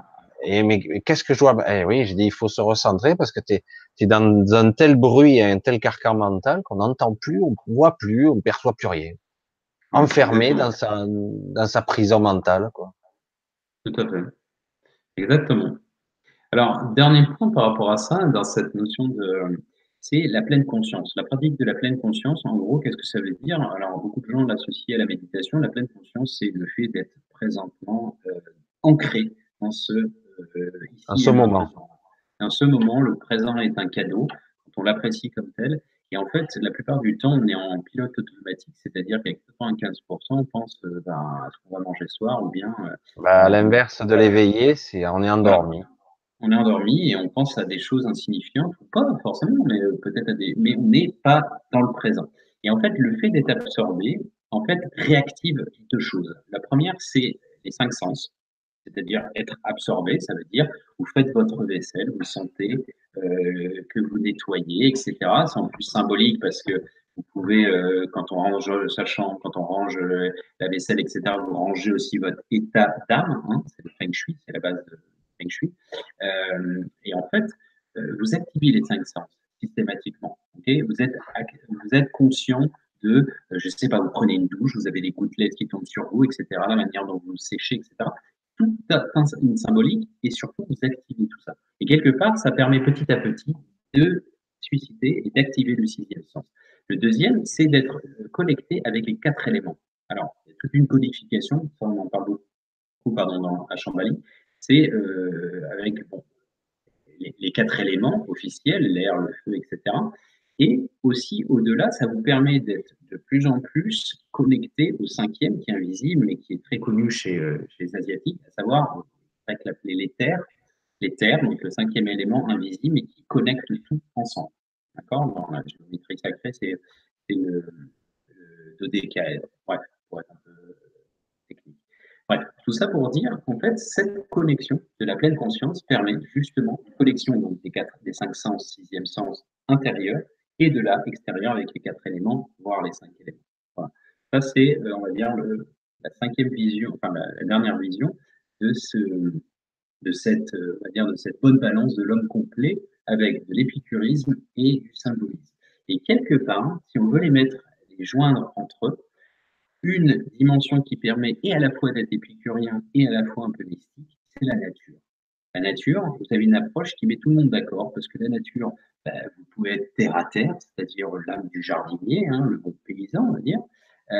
Et puis, vous pouvez être aussi les deux à la fois. Hein, c'est pas deux personnes nécessairement dissociées, mais vous pouvez être les deux, à savoir la théorie de Gaïa, c'est-à-dire que notre écosystème est une grande entité, la terre-mère, etc., comme si elle respirait, etc., etc. Donc voilà. Donc on peut être et dans le mystique et également dans terre à terre de la vie de tous les jours. Voilà. Oh, bah, c'est capital même. C'est capital d'être terre à terre, d'être ancré, d'être dans la réalité, d'être dans le moment présent. Alors, je le dis souvent en plaisantant, c'est très difficile de l'être tout le temps. Pourtant, ça devrait être un apprentissage, car je vais le dire comme je le ressens. Euh, L'instant présent, si on est vraiment présent à tout ce qu'on fait, vraiment, ça demande au début un gros effort. Et Mm. surtout, on a l'impression que le temps ralentit. Parce que Exactement. d'un coup, on est en 10 000 images secondes, j'allais dire. Pour faire une image stéréotypée, plutôt vidéo. D'un coup, on voit tout, on commence à percevoir des événements que même pas on captait avant.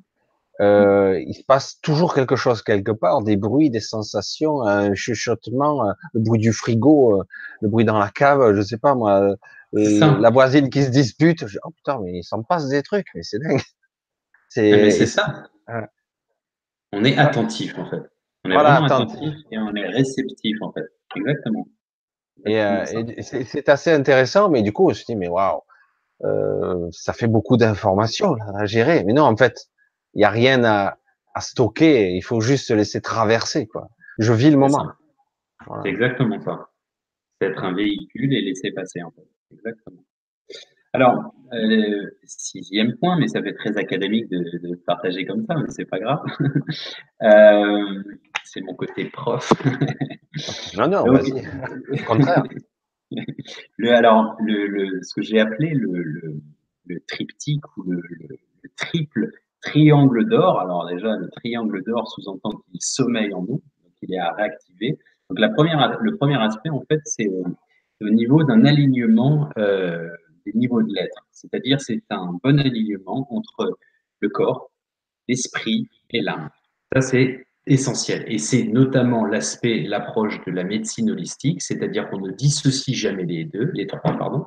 On voit les racines psychologiques, on voit les racines d'un mal physique et aussi dans son entièreté, parce que si vous avez mal à un Juste, tel organe, ouais, je te coupe juste pour un truc. J'ai la vision hein, de l'âme, l'esprit, le corps. ouais. Donc, ça veut dire que quelque part, tu associes le mental avec le corps, vraiment au même niveau. Bah, non, parce que on va Si dire que l'esprit est relié au mental, il y passe au travers quelque part. Comment tu le perçois? Ouais, je pose la colle, ça y est. Non, non, c'est pas une colle, c'est qu'on va tout de suite rentrer dans une notion. Alors, Ah, c'est compliqué, ouais. personnellement, bah, disons que on va rentrer tout de suite dans du mystique. De penser que notre mental est ici, Non, oui, oui, c'est oui, aussi incongru que de se dire que quand vous écoutez un concert de radio, un oui. concert avec la radio, que le groupe se trouve à l'intérieur. Je Tu parles suis de pas tout à fait. récepteur. Tu parles du Ouais, récepteur. Nous sommes le récepteur. voilà, des récepteurs et émetteurs. Donc en fait, Et on est comme des radios et on capte les fréquences en fonction de ce qu'on connecte. La preuve, c'est que, bon, sans être trop dans la technique, on a des ondes alpha, bêta, etc. Dans la méditation, dans le sommeil, vous allez avoir des autres ondes qui vous permettent de capter certaines choses ou pas. mhm. Euh, Découvrir, créer, ça veut dire cueillir en gros. Ça veut dire cueillir dans le monde des idées de Platon. Ça veut dire qu'il y a un cloud, il y a comme un nuage de conscience, de connaissance qui est déjà là. Donc ça, on verra ça dans le Ouais, dernier point. ouais, Mais pour te heureusement. dire, oui, je le mets pas vraiment, je le mets dans un statut intermédiaire du corps parce que je suis pas tout à fait convaincu. J'ai aucune, comment dire, j'ai pas de garantie que Ouais, ouais.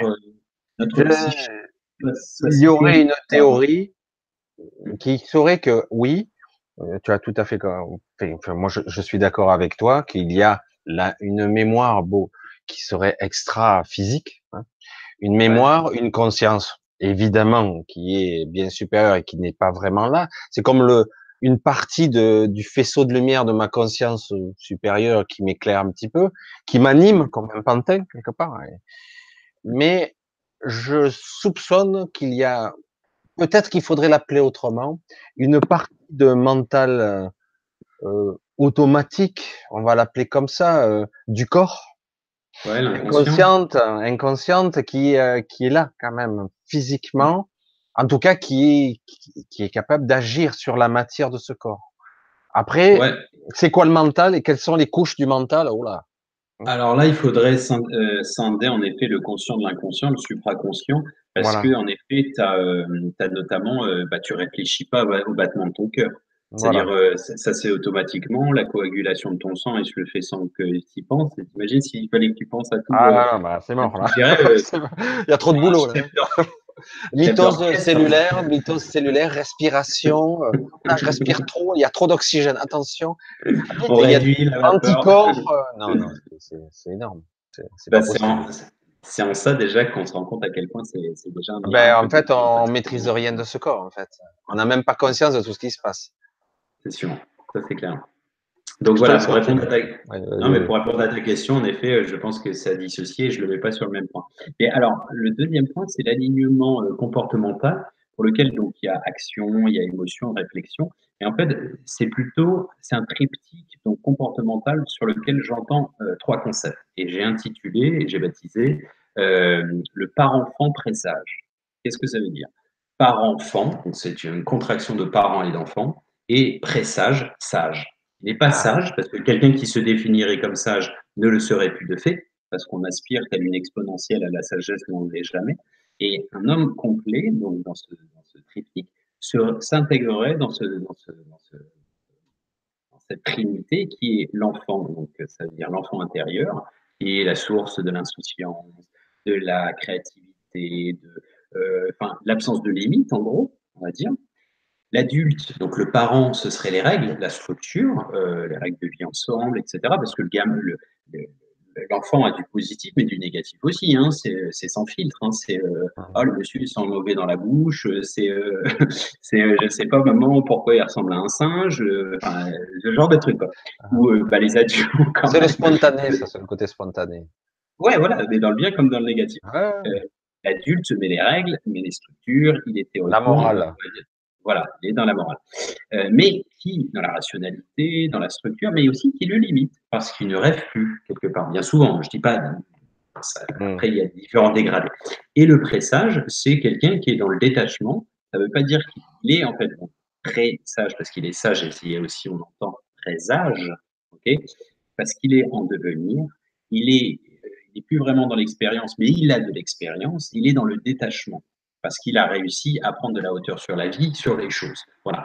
Et en fait, avoir un petit peu de tout ça à l'intérieur de soi, à ton âge, à mon âge, à différents âges, est à mon sens une source d'épanouissement et quelque part d'harmonie, et notamment à l'intérieur de ça.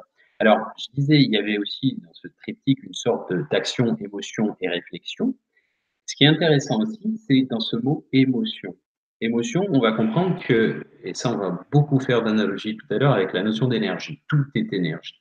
Et même cette notion, pardon, émotion, de censure, dans cette notion d'émotion, on a le E égale mc2, donc l'énergie, la formule de l'énergie, et motion, ça veut dire s'émeu, s'émouvoir, etc. Enfin, se mouvoir, motion, en anglais motion, ça veut dire le mouvement. Et l'émotion, c'est de l'énergie en mouvement, qui n'est pas encore physique, mais qui tend à le devenir. Voilà. Bon, tout ça pour revenir sur cette notion de triptyque parent, enfant, présage. Le troisième axe de cette trinité, c'est la dimension de la méthode. Alors, c'est ce que j'ai intitulé le type. Type, c'est pas le seul type, hein. Type en anglais, c'est c'est le bon type. Alors, les types, ça veut dire conseil, et ça veut dire aussi pourboire. Alors, ça peut être boire à la source, on peut l'entendre comme tel, et c'est une trilogie de l'expérimentation. Alors, de l'apprentissage.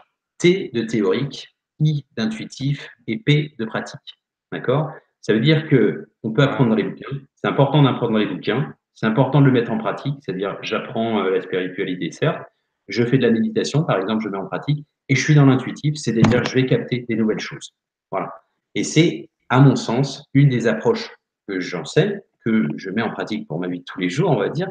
Et quand je dis intuitif, c'est aussi, je sais pas, quand je crée des nouvelles choses pour mon boulot, dans la mode, même si c'est du matériel, j'applique cette chose-là, par exemple. Voilà, tout simplement. Le septième axe, en fait, c'est la vision élargie de l'invisible. Alors, qu'est-ce que ça veut dire? C'est-à-dire, en fait, c'est d'intégrer, alors qu'on y croit, on n'y croit pas, c'est déjà de respecter. Mais qu'on y croit, on n'y croit pas, c'est de savoir comment fonctionnent les différents paliers. Parce qu'il y a des gens qui rejettent tout en bloc. Bon, la religion, regardez, s'il y avait pas, le truc archétypal, c'est s'il n'y avait pas de religion, il n'y aurait pas de guerre. Bon, ça c'est le premier point. Le deuxième point, si Dieu existait, il ne laisserait pas des orphelins mourir, etc. Bon, Ouais. seule chose, je vais vous répondre à tout ça.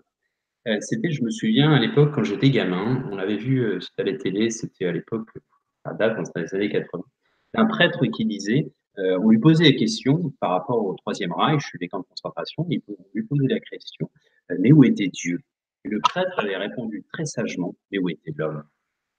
Donc il y a un moment, il faut quand même remettre dans un contexte, c'est-à-dire que, oui, alors si Dieu imposait les choses, il serait un dictateur. Donc, de fait, il y a un libre arbitre qui s'opère, d'accord, qu'il existe ou qu'il n'existe pas, mais dans le Ouais, ouais. sens où, À un autre niveau, il se situe.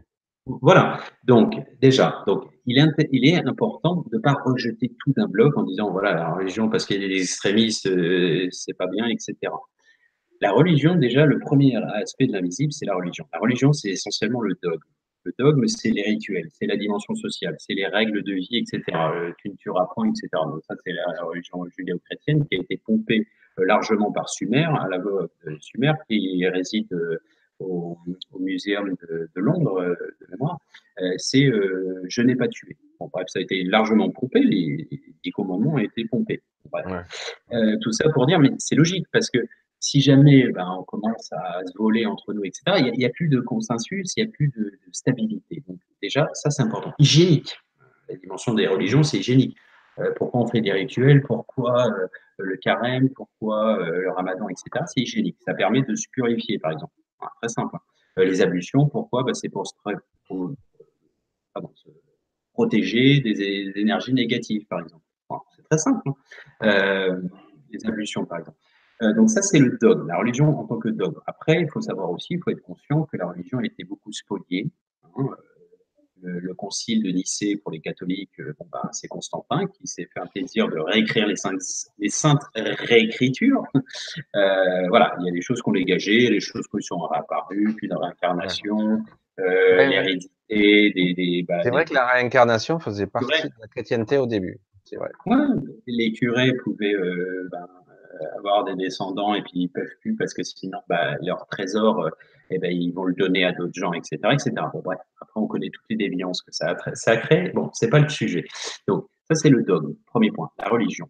La religion qui, théoriquement, à la base, c'est religion, c'est religare, ça veut dire rallier les gens. Sauf que les gens l'ont vu de manière stricto sensu. Normalement, c'est comme les Jeux Olympiques, c'est enchevêtré.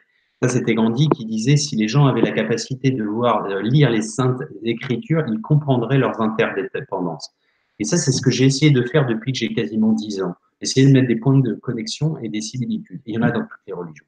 Voilà. Et ça, le problème, c'est que les gens, les religieux, beaucoup, je parle institutions, beaucoup ont voulu segmenter et faire des compétitions entre eux. Voilà. Après, à l'intérieur de l'invisible, il y a la dimension désotérique. Désotérique, c'est la partie enfin, invisible de l'iceberg. C'est-à-dire que théoriquement, c'est l'essence même des religions.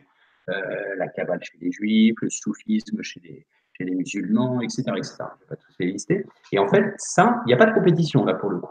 Un soufi est très proche d'un kabbaliste, etc. Pourquoi? Parce ils ont de la hauteur, en fait. Il n'y a pas d'institution pour le coup. Et là, quand on creuse un petit peu, alors là, on voit la vision holistique. Il y a tellement de connivence entre eux, c'est incroyable. Tous les chemins mènent à Rome. Il y a différentes voies, et voilà. Après, au-delà de ça, il y a la spiritualité. La spiritualité, en fait, c'est un espèce de...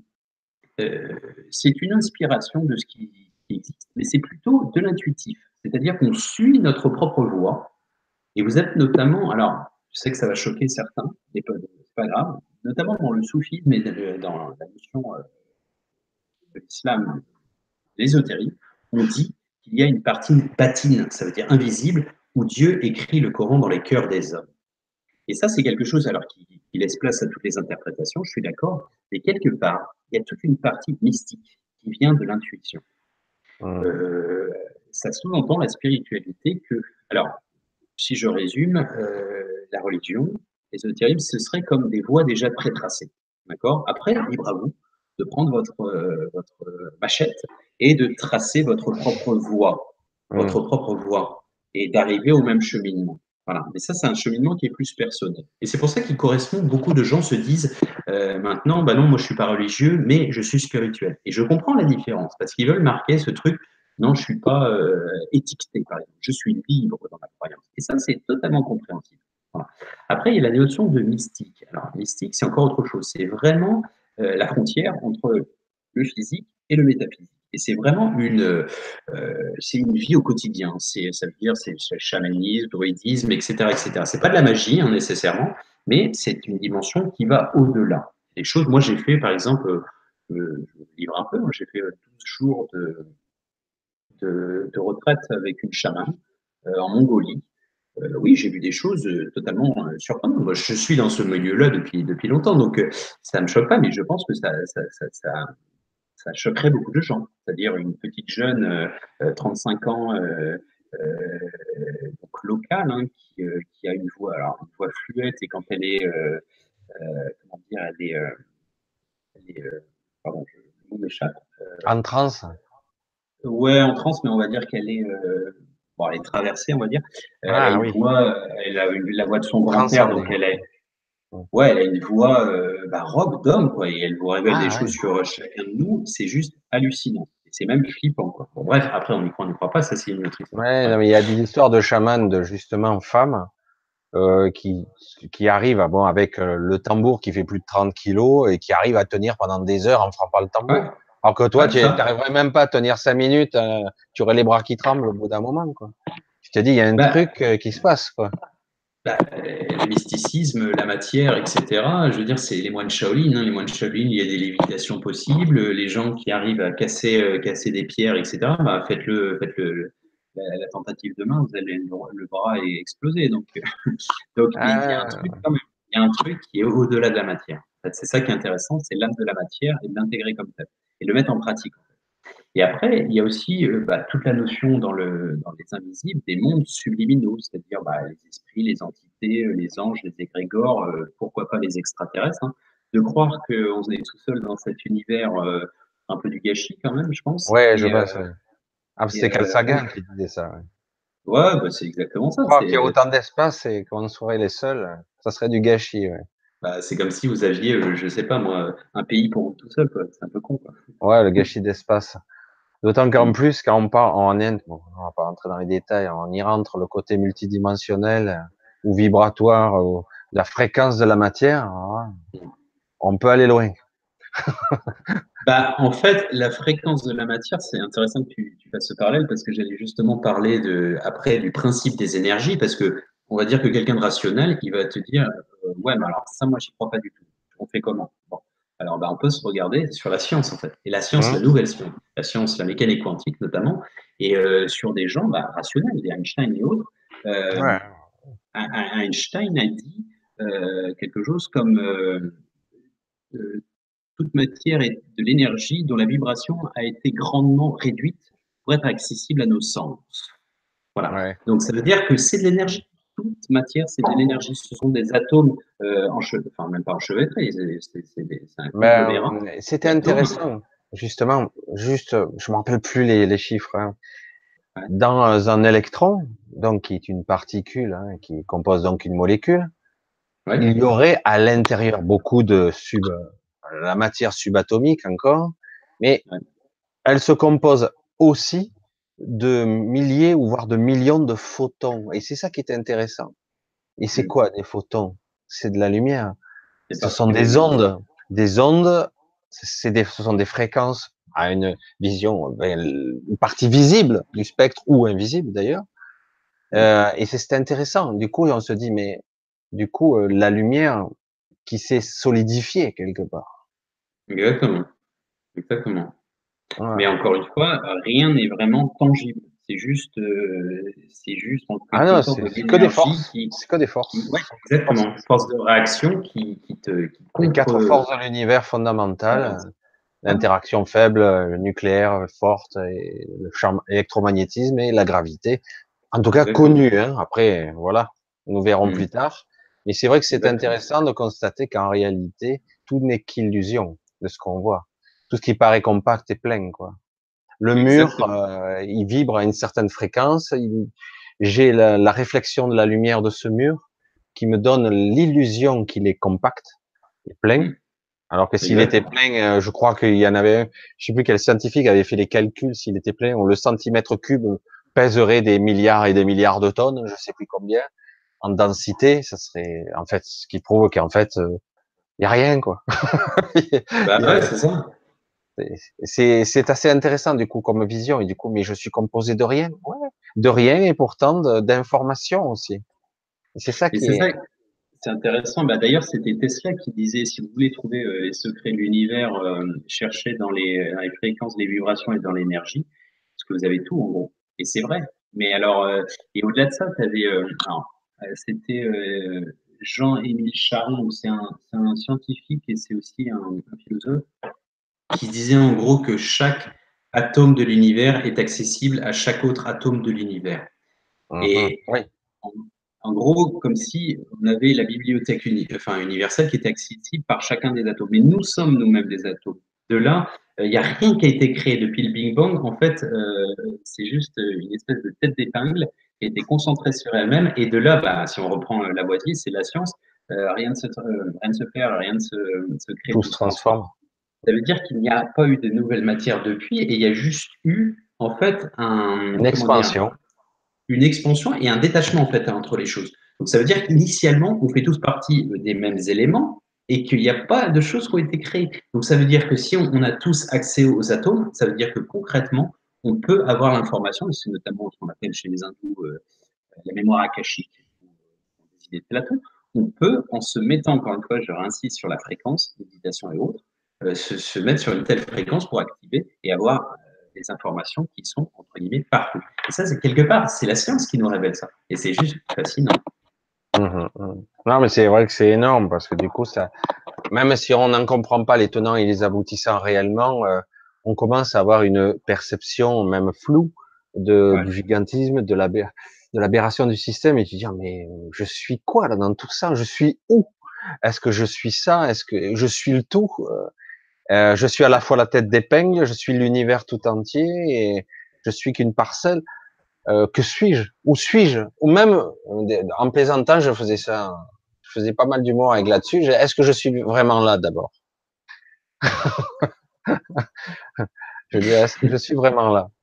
Euh, Est-ce que je rêve d'abord? Hein. Peut-être que je rêve de cette illusion, de cette cette création, je suis dans une sorte de réalité alternée, dans un rêve, comme c'est quoi ce film avec DiCaprio, dans un rêve, qui est dans un rêve? Inception. Ouais, voilà, c'est ça. Et Et un c'est rêve qui est, aussi c'est intéressant c'est quand même. le principe de Ortega, il me semble, La vie est un songe. Ouais, La vie est un songe, quelque chose comme ça.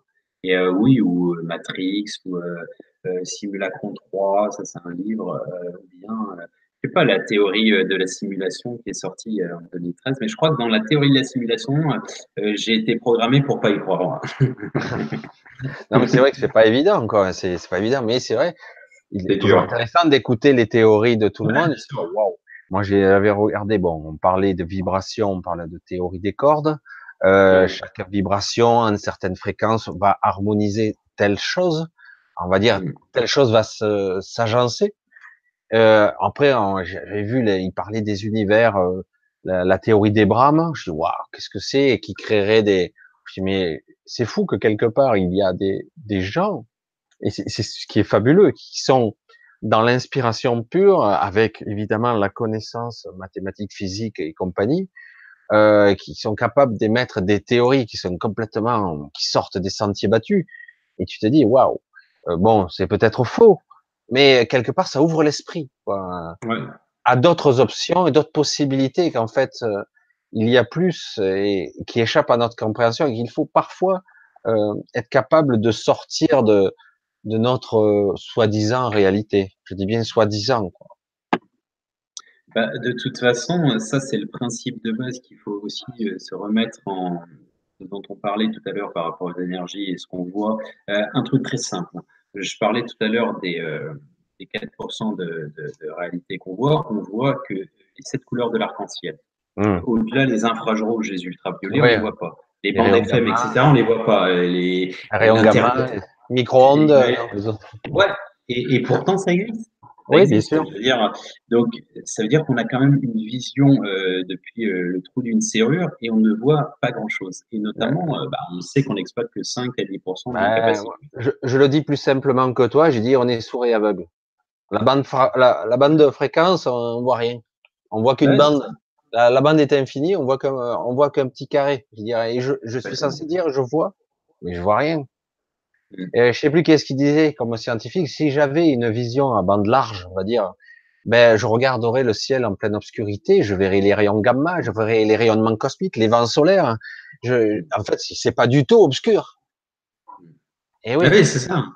c'est pas du tout Et obscur, ouais. mais comme ma vision est étriquée, elle voit qu'un large spectre des fameuses rayons, les couleurs de l'arc-en-ciel, les 7, et les intermédiaires aussi. Il y en aurait 12 Mm. en fait.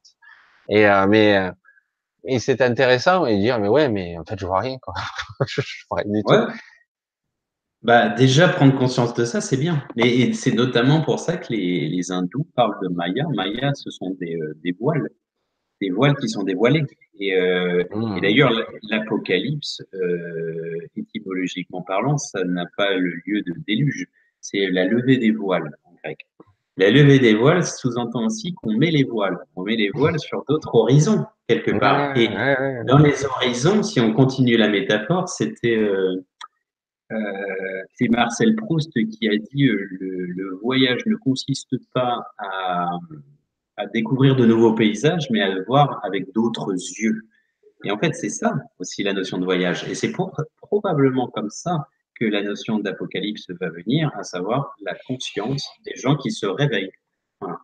Ah ben Réveil oui, quelque part, s'ils se intelligent. réveillent, leur conscience s'éveille, on va le dire comme ça, il va se passer forcément un changement de paradigme radical. Et ben voilà, on y est. Et en effet, c'est justement l'objectif. Et notamment, c'est ce qu'on va voir dans le cinquième volet avec notamment la théorie du centième singe. En effet. Alors, Ah oui. si je finis juste sur ce septième volet, à savoir la notion des limites de l'invisible, bien entendu, il n'y a pas de prosélytisme. Bien entendu, tout est enchevêtré et inclusif et pas exclusif. Euh, et en fait, pour le visualiser, je parlais des Jeux Olympiques. Pour moi, le meilleur symbole, parce que symbole déjà, étymologiquement, ça veut dire rassembler. Il y a le symbole ou le diabole. Le diabole, qui a donné le diable, Hum, divise, segmente. Tandis que le symbole, parce que, en fait, dans le symbolisme, il y a pas, il est personnel à chacun de nous. Il hum. n'est pas imposé, c'est chacun voit ce qu'il veut, en gros. Et justement, c'est ça qui est intéressant. Et à l'intérieur de ça, pour moi, le plus grand symbole de cette dimension invisible, c'est la fleur de vie. La fleur de vie, c'est un enchevêtrement de cercles, d'entités qui en fait se répondent à l'intérieur. En plus, d'ailleurs, elle n'est pas visible, elle n'est pas en 2D, mais en 3D, la fleur de vie, théoriquement, et on peut la faire évoluer de manière holographique et fractale, sans arrêt comme un accordéon.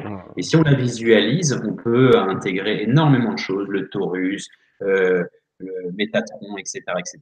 Ça, c'était des Ouais, méditations que je le faisais, tétraèdre, enfin, entre autres, la le fameuse tétraèdre, pyramide, hein, ouais. La forme de la l'osaèdre, pyramide, ouais. Ouais, ouais. les, Plein de les formes cinq, géométriques énormes, ouais, c'est ça. C'est vrai que c'est cinq une corps forme assez platoniciens. complexe. Mm. Ouais. Mais je te laisse continuer parce que, parce que je vois que le temps passe aussi et que je vois que tu Ouais, fatigues, et que tu as non, non, encore non. 5 heures de conférence derrière. Non, non, n'ayez pas peur. Non, mais c'est vrai que Je c'est passionnant continue. parce que là, on touche à beaucoup, beaucoup, beaucoup de sujets passionnants, hein. Mm. Vraiment. Ouais. C'est Je vais énorme. essayer de faire assez vite. Alors, le huitième point, en fait, c'est le détachement et l'implication. Alors, le détachement, qu'est-ce que ça sous-entend? Ça sous-entend qu'on est, alors ça ne veut pas dire qu'on ne prend plus parti, mais ça veut dire en fait en fait, on attend, on ne reçoit que le meilleur, on est dans la gratitude. C'est la phrase justement qui dit ne comptez pas trop sur les autres dans ce monde parce que même l'obscurité te fuit même ton ombre te fuit dans l'obscurité. C'est ce Ah, principe-là. Ça veut ah, dire ne pas être trop, bah, le bonheur n'est pas d'avoir ce qu'on désire, mais d'être heureux avec ce qu'on a en gros. C'est de se dire, ça ne veut pas dire qu'on se remet pas en question, on ne se bat pas pour obtenir des choses, mais on est dans ce truc, on n'est pas dans la boulimie toujours de plus. Voilà. Donc ça, c'est une sorte de détachement. En parallèle, l'implication, c'est dans le sens de, on peut mener des combats, mais des combats pacifiques. Ça sous-entend en fait que, notamment dans cette démarche, pour ceux qui sont dans le grand changement et le fait d'évoluer et de vouloir évoluer, à mon sens, ça c'est vraiment personnel, je ne suis pas du tout dans la confrontation, à savoir de battre contre les ténèbres. Et d'ailleurs, je me réfère en fait à Mère Teresa qui disait une chose très, très symbolique, qui disait ne m'invitez pas à une manifestation contre la guerre, mais si vous m'invitez à une marche pour la paix, je viendrai avec grand plaisir.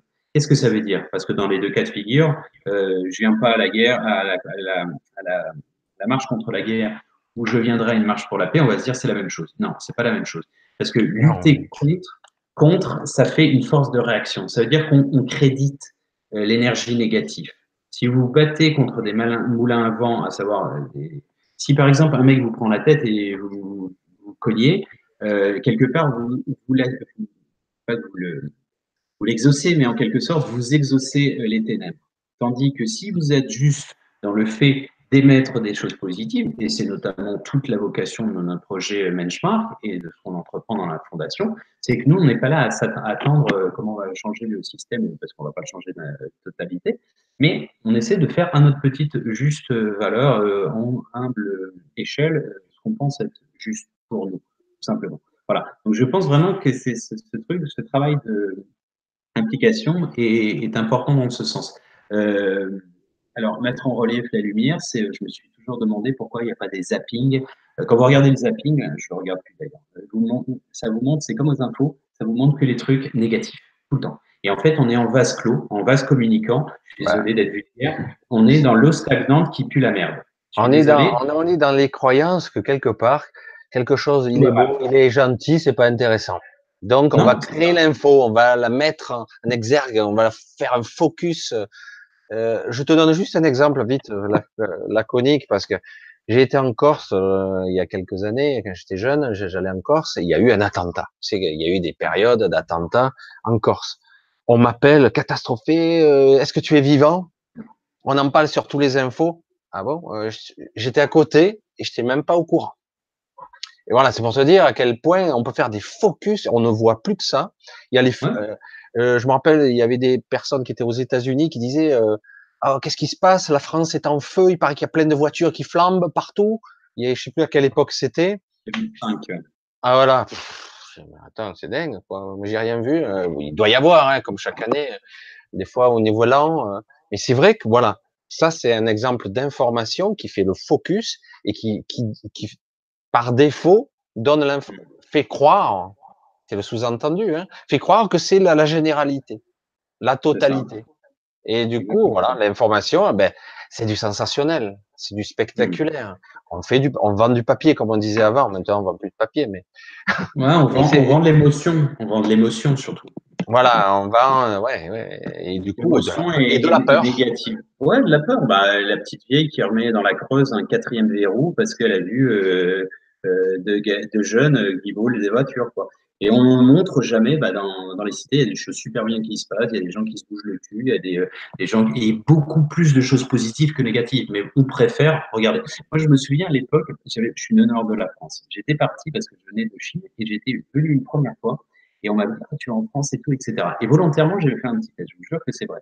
J'avais photographié, j'avais volontairement pris les jours où il faisait un temps dégueulasse, et j'avais pris en photo que des endroits moches. Et j'avais dit, tu vois, c'est ça la France. Et on m'a dit, oh non, c'est pas possible, etc.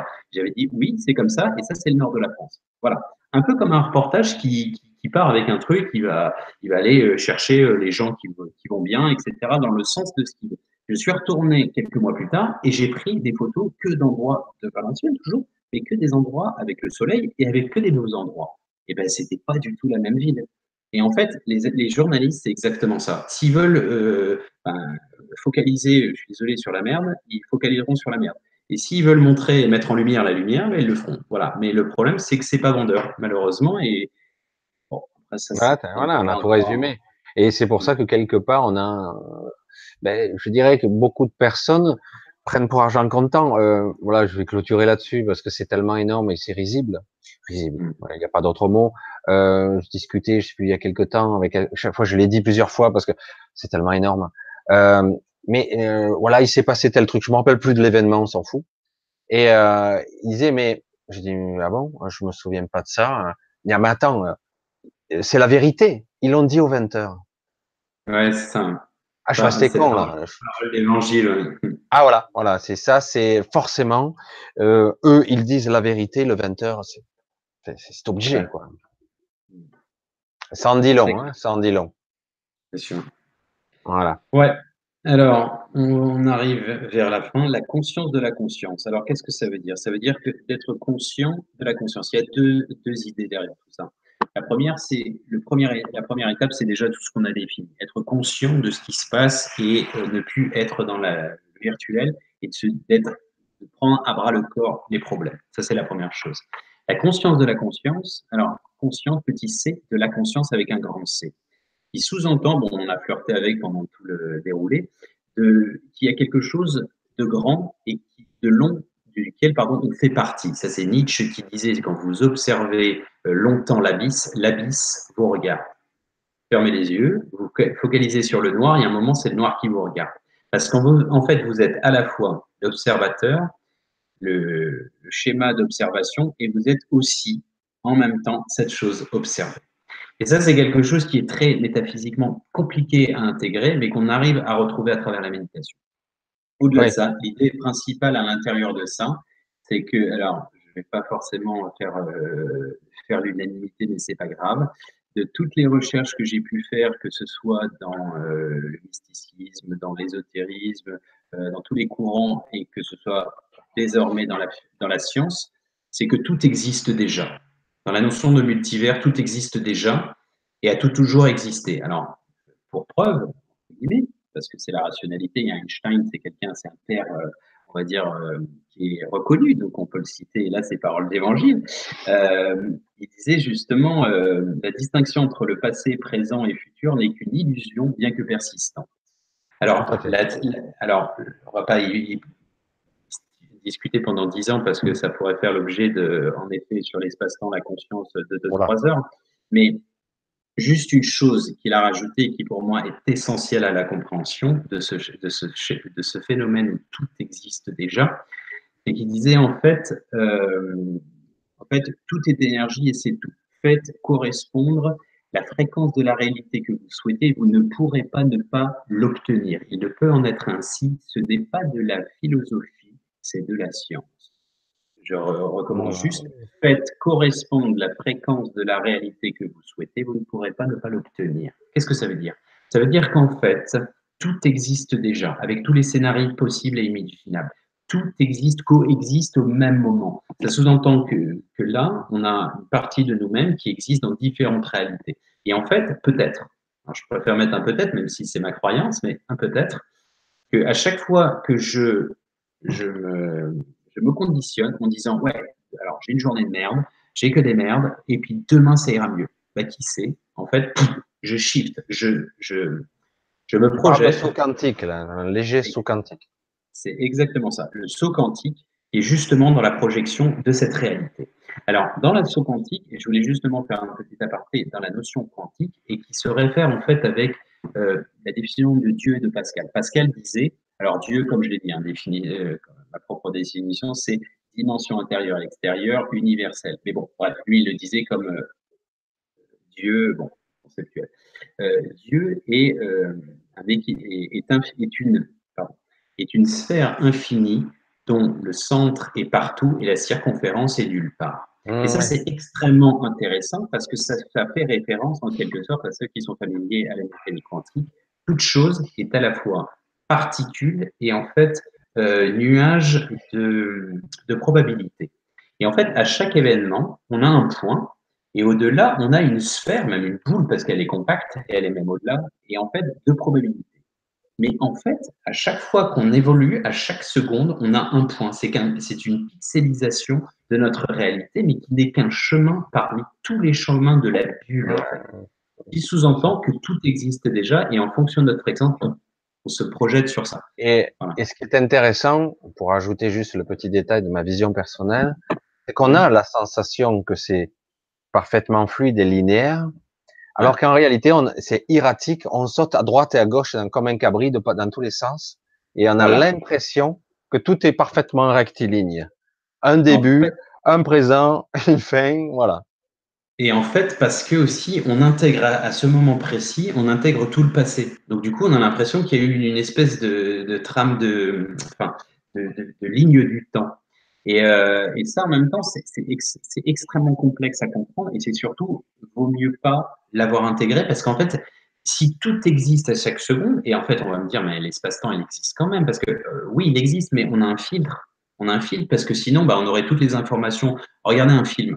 Vous avez Titanic et vous avez à la fois le bisou, les mariages, le suspense, ils se rencontrent, enfin tout d'un coup, ça ne veut plus rien dire le truc. Donc, il y a plus de cohérence à l'intérieur de ça. Mais tout existe déjà au préalable. Et ça, quelque part, c'est aussi rassurant. Ça veut dire aussi, et c'est pour ça que vient la loi de l'attraction, on attire comme des magnettes, des aimants, pardon, ce à quoi on pense et ce à quoi on peur, pense et ce à quoi, par exemple, pour lequel on a peur, pardon, on l'attire également, parce que l'univers n'a pas de pas, il attire même les choses négatives. Et ça, c'est un phénomène qui se comprend à travers ce schéma, Ouais, en fait. j'attire ce que je vibre, Voilà, exactement. tout simplement. Ouais. Mm. Voilà. Et dernier point, alors qui est le 10e point, symboliquement, le 0 et 1, on passe des chiffres au nombre, c'est bah, l'introspection.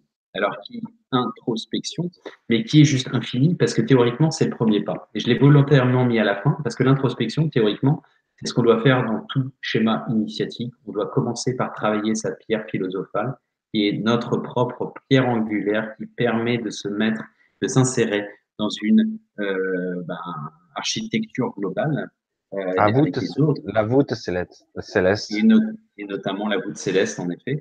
Et c'est important dans aussi de. Alors, le principe d'introspection, ça veut dire nettoyer. Nettoyer, alors, c'est le principe d'alchimie, ça veut dire détruire, nettoyer, deuxième phénomène, et ensuite transmuter ou, on va dire, passer à autre chose, transcendenter.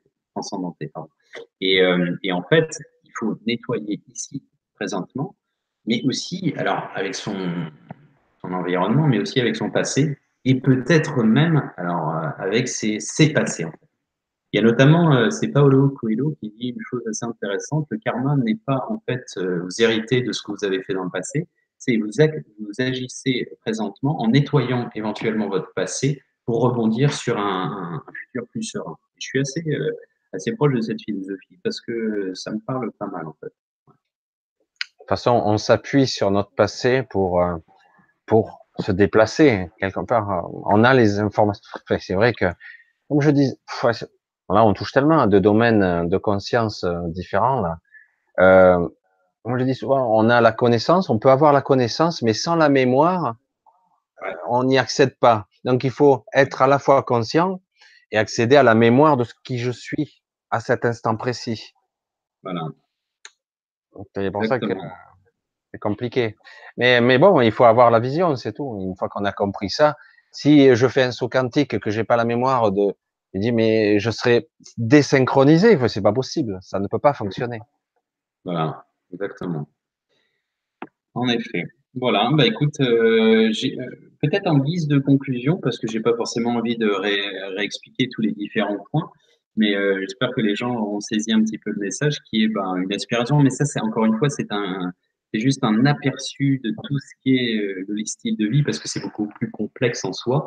Mais si j'avais une conclusion à faire, et bah, elle n'est pas de moi, et d'Einstein justement, qui a dit une chose, parce que je pense pas que les gens connaissent cette citation, parce qu'elle est assez longue. Elle fait peut-être 5-6 lignes, mais je vais juste la lire en fait parce que je la connais pas par cœur. Et je la trouve très jolie parce que pour moi ça résume un peu tout ce qu'on a dit. Et il y a surtout un message d'espoir à la fin. Donc il a dit la chose suivante, l'être humain est une partie de tout ce que nous appelons l'univers, une partie qui a ses limites dans le temps et l'espace. Nous faisons l'expérience de nous-mêmes avec nos pensées, nos sentiments, nos perceptions, comme si nous étions une entité distincte et séparée du reste. Et ceci est une illusion d'optique de la conscience, qui de cette illusion devient notre prison. Nous construisons une réalité dans laquelle nous n'incluons pas, par le biais de nos perceptions, nos désirs et nos sentiments, que nous-mêmes, les êtres et les lieux dont nous sommes proches. Notre tâche d'être humain est de nous libérer de cette prison et d'élargir notre cercle à l'infini pour y comprendre, dans l'amour et la compassion, tous les êtres, la nature et l'univers dans sa beauté. La vraie valeur d'un être humain se mesure à la capacité de limiter ses limites et de vivre la totalité, la valeur infinie, l'illimité de l'être. Si l'humanité veut survivre, une manière radicalement nouvelle d'être et de penser est nécessaire. Voilà. Mhm. Un Et bon je trouve ça résumé. très joli parce qu'en effet, il va falloir qu'on se creuse un petit peu la tête pour penser, tu sais. Si je peux juste ajouter un dernier mot par rapport à ça, bien que je sois très très croyant, je ne crois pas à la venue d'un Messie, c'est-à-dire un homme, parce qu'il faudrait qu'il ait les épaules assez larges et probablement aussi larges que la moitié de la planète. Et donc, et je pense que c'est l'humanité qui se réveille et c'est l'humanité qui retrouve individuellement son humanité et de là qui recouvre l'humanité collective et comme un seul homme, on se lève, et pacifiquement, hein, et on se dise, OK, qu'est-ce qu'on a fait jusqu'à présent? Allez, on collabore et bon. Après, probablement, c'est un vieux rêve de gamin et que c'est très utopiste, mais Non, c'est beau, c'est une belle image. J'ai plein d'images qui me viennent quand tu parles hein, comme ça. Là. J'ai l'image d'un film, par exemple, euh, l'image de V, comme V pour Vendetta, tu te souviens? ouais, L'image de fin, ouais. l'image de fin. Mhm. Elle est extraordinaire, cette image. À un moment donné, il y a un choix à faire, on tire dans la foule, on tire pas dans la foule. C'est symbolique, puisque là, c'est juste le déclencheur de quelque chose. Mais waouh! Moi, quand j'avais vu la première fois ce film, je dis mais ça arrache, c'est quelque chose quand même. Hein. Mhm. C'est tout symbolique quelque part parce que ça n'a rien changé fondamentalement, mais quelque part, on en arrive à un changement de mode de pensée. Il est possible. Oui, c'est ça y est, c'est possible. Je le sens. On peut changer les choses. Et il faut que ça soit collectif, évidemment. Et parce que si on reste enfermé dans une structure mentale de pensée étriquée, de style je suis dans ma peur, j'ai peur de mourir, j'ai peur qu'on me tire dessus, j'ai peur de souffrir, de plus avoir d'argent, etc. C'est terminé. À un moment donné, il va falloir un peu s'oublier en tant que petit ego, petit soi, petit personnage, et penser plus collectif, et avoir une vision Exactement. beaucoup plus globale, et dire non, non, non, non, mais qu'est-ce que vous allez faire? Rien. Parce que si quelque part tout le monde s'arrête, qu'est-ce qui se passe? Ouais, c'est ça, Ben, c'est exactement ça. Ben, c'est passif, mais il se passe rien. Mais tout est arrêté. Comment on fait? Ah ben oui, maintenant, on va jouer selon d'autres règles. Le problème étant, ce qui m'a toujours un petit peu inquiété dans l'humain et son ego, il y a toujours un leader qui va se détacher. C'est le problème. Et le leader, voilà, il sera pris de son. Alors, est-ce qu'on va avoir un leader qui sera humble? Ça va être difficile. Voilà. Mm. C'est juste cette croyance peut-être qui est en moi. Et je souhaite que tu parlais d'un Messie, qu'il y aura peut-être un groupe d'individus qui Je sera pense que c'est capable, ça. voilà, un groupe d'individus qui chacun aura une particularité, on va dire, et qui créera une sorte d'entité pensante, résonante, qui Mm. sera plus juste, plus équitable, plus horizontale et plus pyramidale, comme on voit actuellement, où ça converge tout au sommet. Et là, on a un déséquilibre Mm. qui atteint des Bah, proportions. c'est notamment en ça que la théorie du centième singe a toute sa raison d'être. C'est-à-dire que voilà, il y a un moment, il y a un seuil critique. Une fois qu'il est outrepassé, eh ben, on a une majorité. Faut pas penser que c'est la démocratie, alors, pas dans le comportement, mais il ne faut pas penser qu'il faut la moitié de la planète pour qu'il y ait un changement.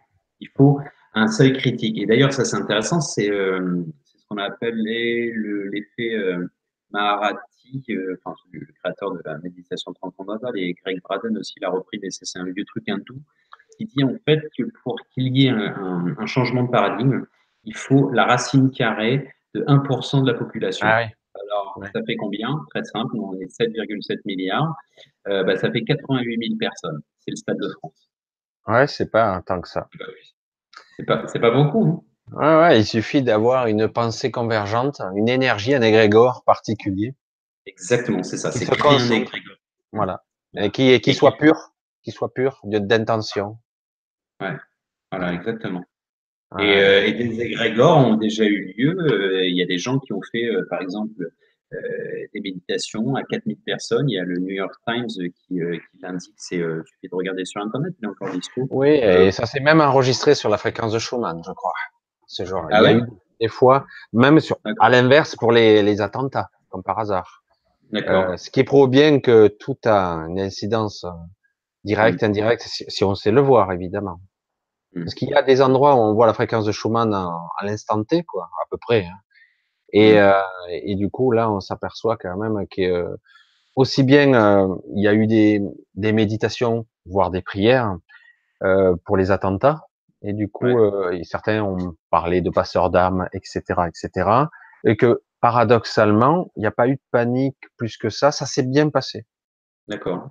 Mm, Euh, Il n'y a pas eu l'hystérie ou peut-être ce que souhaitait quelque part, parce qu'il y avait une intention quelque part de créer une panique mm. pour, on le sait, la politique pour dégager, je sais plus, la zone de sécurité. Comme ils appellent ça, la politique. D'ailleurs, on en est plus sorti hein, en sécurité, là, je sais plus quoi, un peu bref, politique, parce que c'était la stratégie de base. Mais c'est intéressant parce que du coup, cela permet de voir que l'esprit individuel est costaud, mais c'est vrai que si on a une masse commune d'individus qui tendent vers la même émotion, la même intention et la même sincérité, on arrive à quelque chose de magique, Mm. presque quelque part, et qui Ouais, peut changer le monde radicalement. et c'est exactement ça. C'est tout à fait ça. Je te dis, enfin, 1er août 1993, 4000 personnes font une méditation. Ils ont pour objectif de baisser le taux de criminalité. À 25%, les commissariats ont enregistré 25% de baisse à cette période. En Inde, il y a des, bon, après, il faut vraiment être, il y a des gens qui n'y croiront jamais. Bon, il y a des gens qui se sont mobilisés, ils ont prié, enfin, ont fait une méditation pour nettoyer la rivière. Ils ont réussi à faire. Alors, ça veut dire quoi? Là, on rentre dans la dimension quantique. Ça sous-entend que, alors, si toutes les caméras, tous les sceptiques viennent dessus, eh ben, ça marchera plus. En fait, Ouais, c'est pour ça qu'il faut aussi le faire avec un égrégore qui aille dans ce sens, qui soit convaincu que c'est déjà là, hein. C'est comme Jésus disait, si tu vois la montagne et que tu es sûr que tu peux en gros la bouger, bah, fais-le, ou qu'elle se jette dans la mer, etc. Et la plupart des gens n'y croiront pas. Donc c'est pour ça que les gens vont se dire ouais, mais c'est bien beau ce que vous faites, etc. Mais voilà. Mais c'est important d'être en fait, faut être convaincu et faut être déjà, et ça c'est le saut quantique dont on parlait tout à l'heure et Einstein, faut être dans la gratitude et il faut déjà faire des yes pour que Ouais, ça, ben, Greg en Braden, il déjà, explique très bien d'ailleurs, il explique ouais, très bien ça. Quand, ouais, je sais plus si mais tu as vu où il explique ce fameux chaman qu'il suit, et il disait, le chaman qui dit, ben, je vais faire pleuvoir, et il le suit, et il se trouve à un endroit pacifique. Mais pourquoi ici perdu? Parce qu'ici, la frontière entre les mondes est plus fine. Ah bon, ok. Et il se met à faire une petite danse de, je sais plus quoi, 2, 3 minutes, c'est tout court, et puis il s'en va. Et puis, ils ont même pas le temps de descendre que la pluie tombe. Je dis, mais qu'est-ce que t'as fait? Je dis, après, il se met à ricaner, je sais plus si c'est une histoire comme ça, il se met à ricaner. Je dis, ouais, on m'a appris comment faire tomber la pluie, mais pas comment savoir l'arrêter. Et il me dit, mais comment tu as fait? Il me dit, ben, dans mon esprit, j'étais déjà en train de patauger ouais, dans la boue, quoi.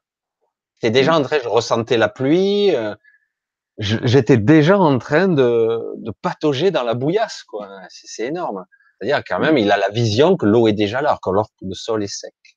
Il en est mmh, convaincu, évidemment. Mais il le fait à un endroit spécifique. Réel ou pas, on lui a dit, on lui a transmis l'information, le savoir de cette façon-là. Mais c'est intéressant parce que ça veut dire que si je suis convaincu, mmh, si la pensée native, comme je l'appelle, la vraie pensée qui est sous la pensée, pas, ouais, je vais réussir. Et puis, derrière tout ça, la vraie pensée, c'est, ouais, je sais, je vais rater, quoi. Mais si la vraie pensée native est convaincue, parce qu'on te l'a transmis comme ça, mmh, comme certaines personnes qui, aujourd'hui, on n'entend pas trop parler, on parlait des anciens, qui connaissaient des secrets. En mmh, d'autres temps, on appelait ça la sorcellerie, d'ailleurs.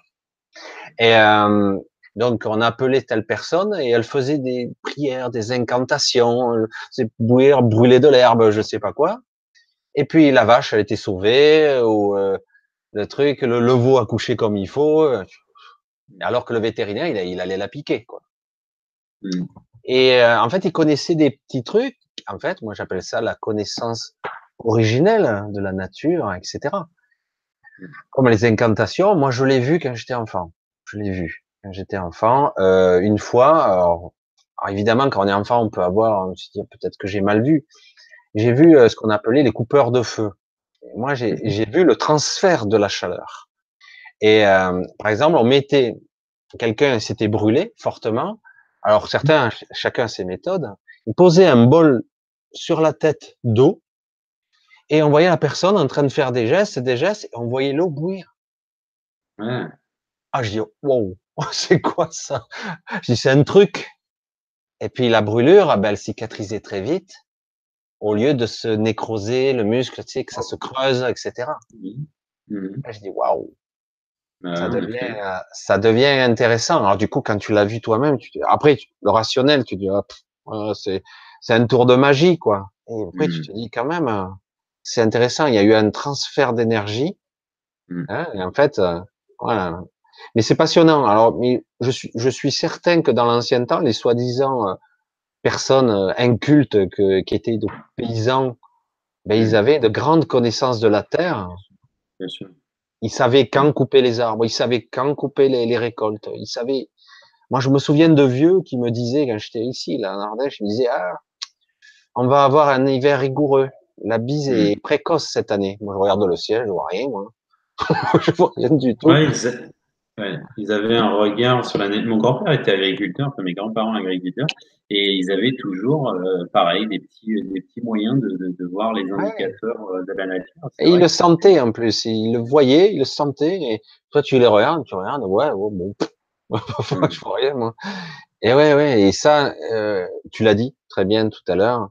Euh, on nous mettrait sur une île déserte, nous pauvres cons, soi-disant qu'on se prétend évoluer et intelligent, on serait incapable de nous démerder, quoi, de survivre. Alors hmm, que les gens qui sont proches de la terre, etc., ben oui, il verra, il saura trouver de l'eau, il saura trouver comment, quoi manger, se bâtir un vrai endroit qui sera à l'abri du vent, parce que nous on va le construire. Ah, c'est sympa, t'as vu, regarde. Et puis le premier courant d'air, ça sera envolé. hmm, Et non, mais c'est passionnant parce que du coup, on met en perspective.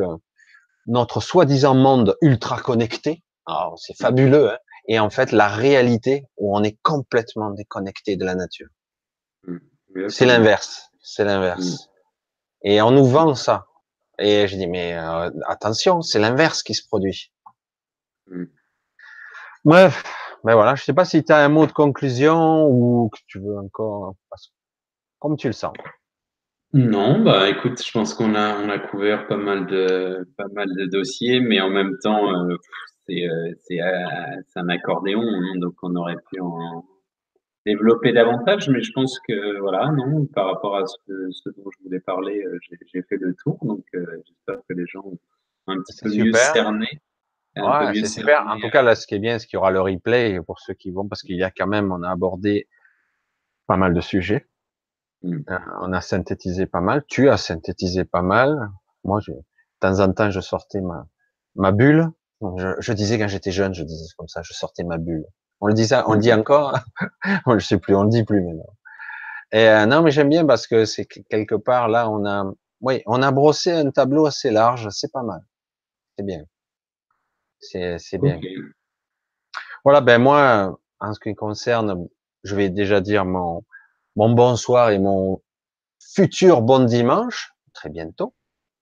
Je vous dis à très bientôt sur cette chaîne ou ailleurs ou la mienne, hein, parce que vous savez certains que j'ai ma chaîne YouTube aussi. Pensez qu'il y a le site de, ben, tu le diras un petit peu d'Aurélien. Allez voir, jetez un œil. Je dis toujours l'expression jeter un œil. Je trouve ça pas très cool, mais allez voir. Allez voir ce qu'il fait, ce qu'ils font, parce qu'ils sont toute une équipe. Les projets Chambali, ce que c'est concrètement. Regardez la vidéo, il y a l'article que j'ai fait aussi sur le grand changement.tv, vous regardez, il y a la vidéo dedans, mais sur le site aussi la chaîne YouTube, elle y est aussi euh, de Chambali. Je sais pas comment elle s'appelle, le nom de ta chaîne. Shambhala Shambhala Retreat. YouTube, voilà. Chambali. Voilà. Alors c'est pas Shambhala, hein. Faites pas la même, comme moi, la même erreur. Chambali comme Bali, évidemment. Donc, regardez un petit peu, parce que derrière tout ceci, il y a une belle philosophie, je pense que vous l'aurez senti, un bel esprit, très large, et donc je vous conseille d'aller voir et de vous en inspirer. Et si vous allez du côté de Bali, faites un petit coucou à l'équipe. Là, ça aurait été intéressant, tu vois, un de ces jours que tout le monde soit là, toute ton équipe. Mmh mh. Mmh. En effet. Ah, ouais. Ça aurait été intéressant que tout le monde aborde, bon, évidemment, là, on est parti pour 5 heures, mais Bien parce que sûr. là, c'est vrai que chacun a sa spécialité, si j'ai bien Bah, compris. voilà, Et voilà. exactement. Mmh. Voilà, ben, bonsoir à vous tous. Et si tu veux dire encore un petit mot, un petit bonsoir ou rajouter une info, je sais pas si j'ai oublié quelque chose. Non, bah, tout est clair et merci beaucoup, Michel et merci à tout le monde pour son attention et j'espère, ben, avoir contact avec un maximum de gens, même si pour un cadre personnel, n'hésitez pas. Voilà, Voilà, avec un grand plaisir. voilà, c'est dit. Bonne Allez, soirée à vous. bonne soirée, Bonne nuit. bonne nuit. Bye. Au revoir, Michel.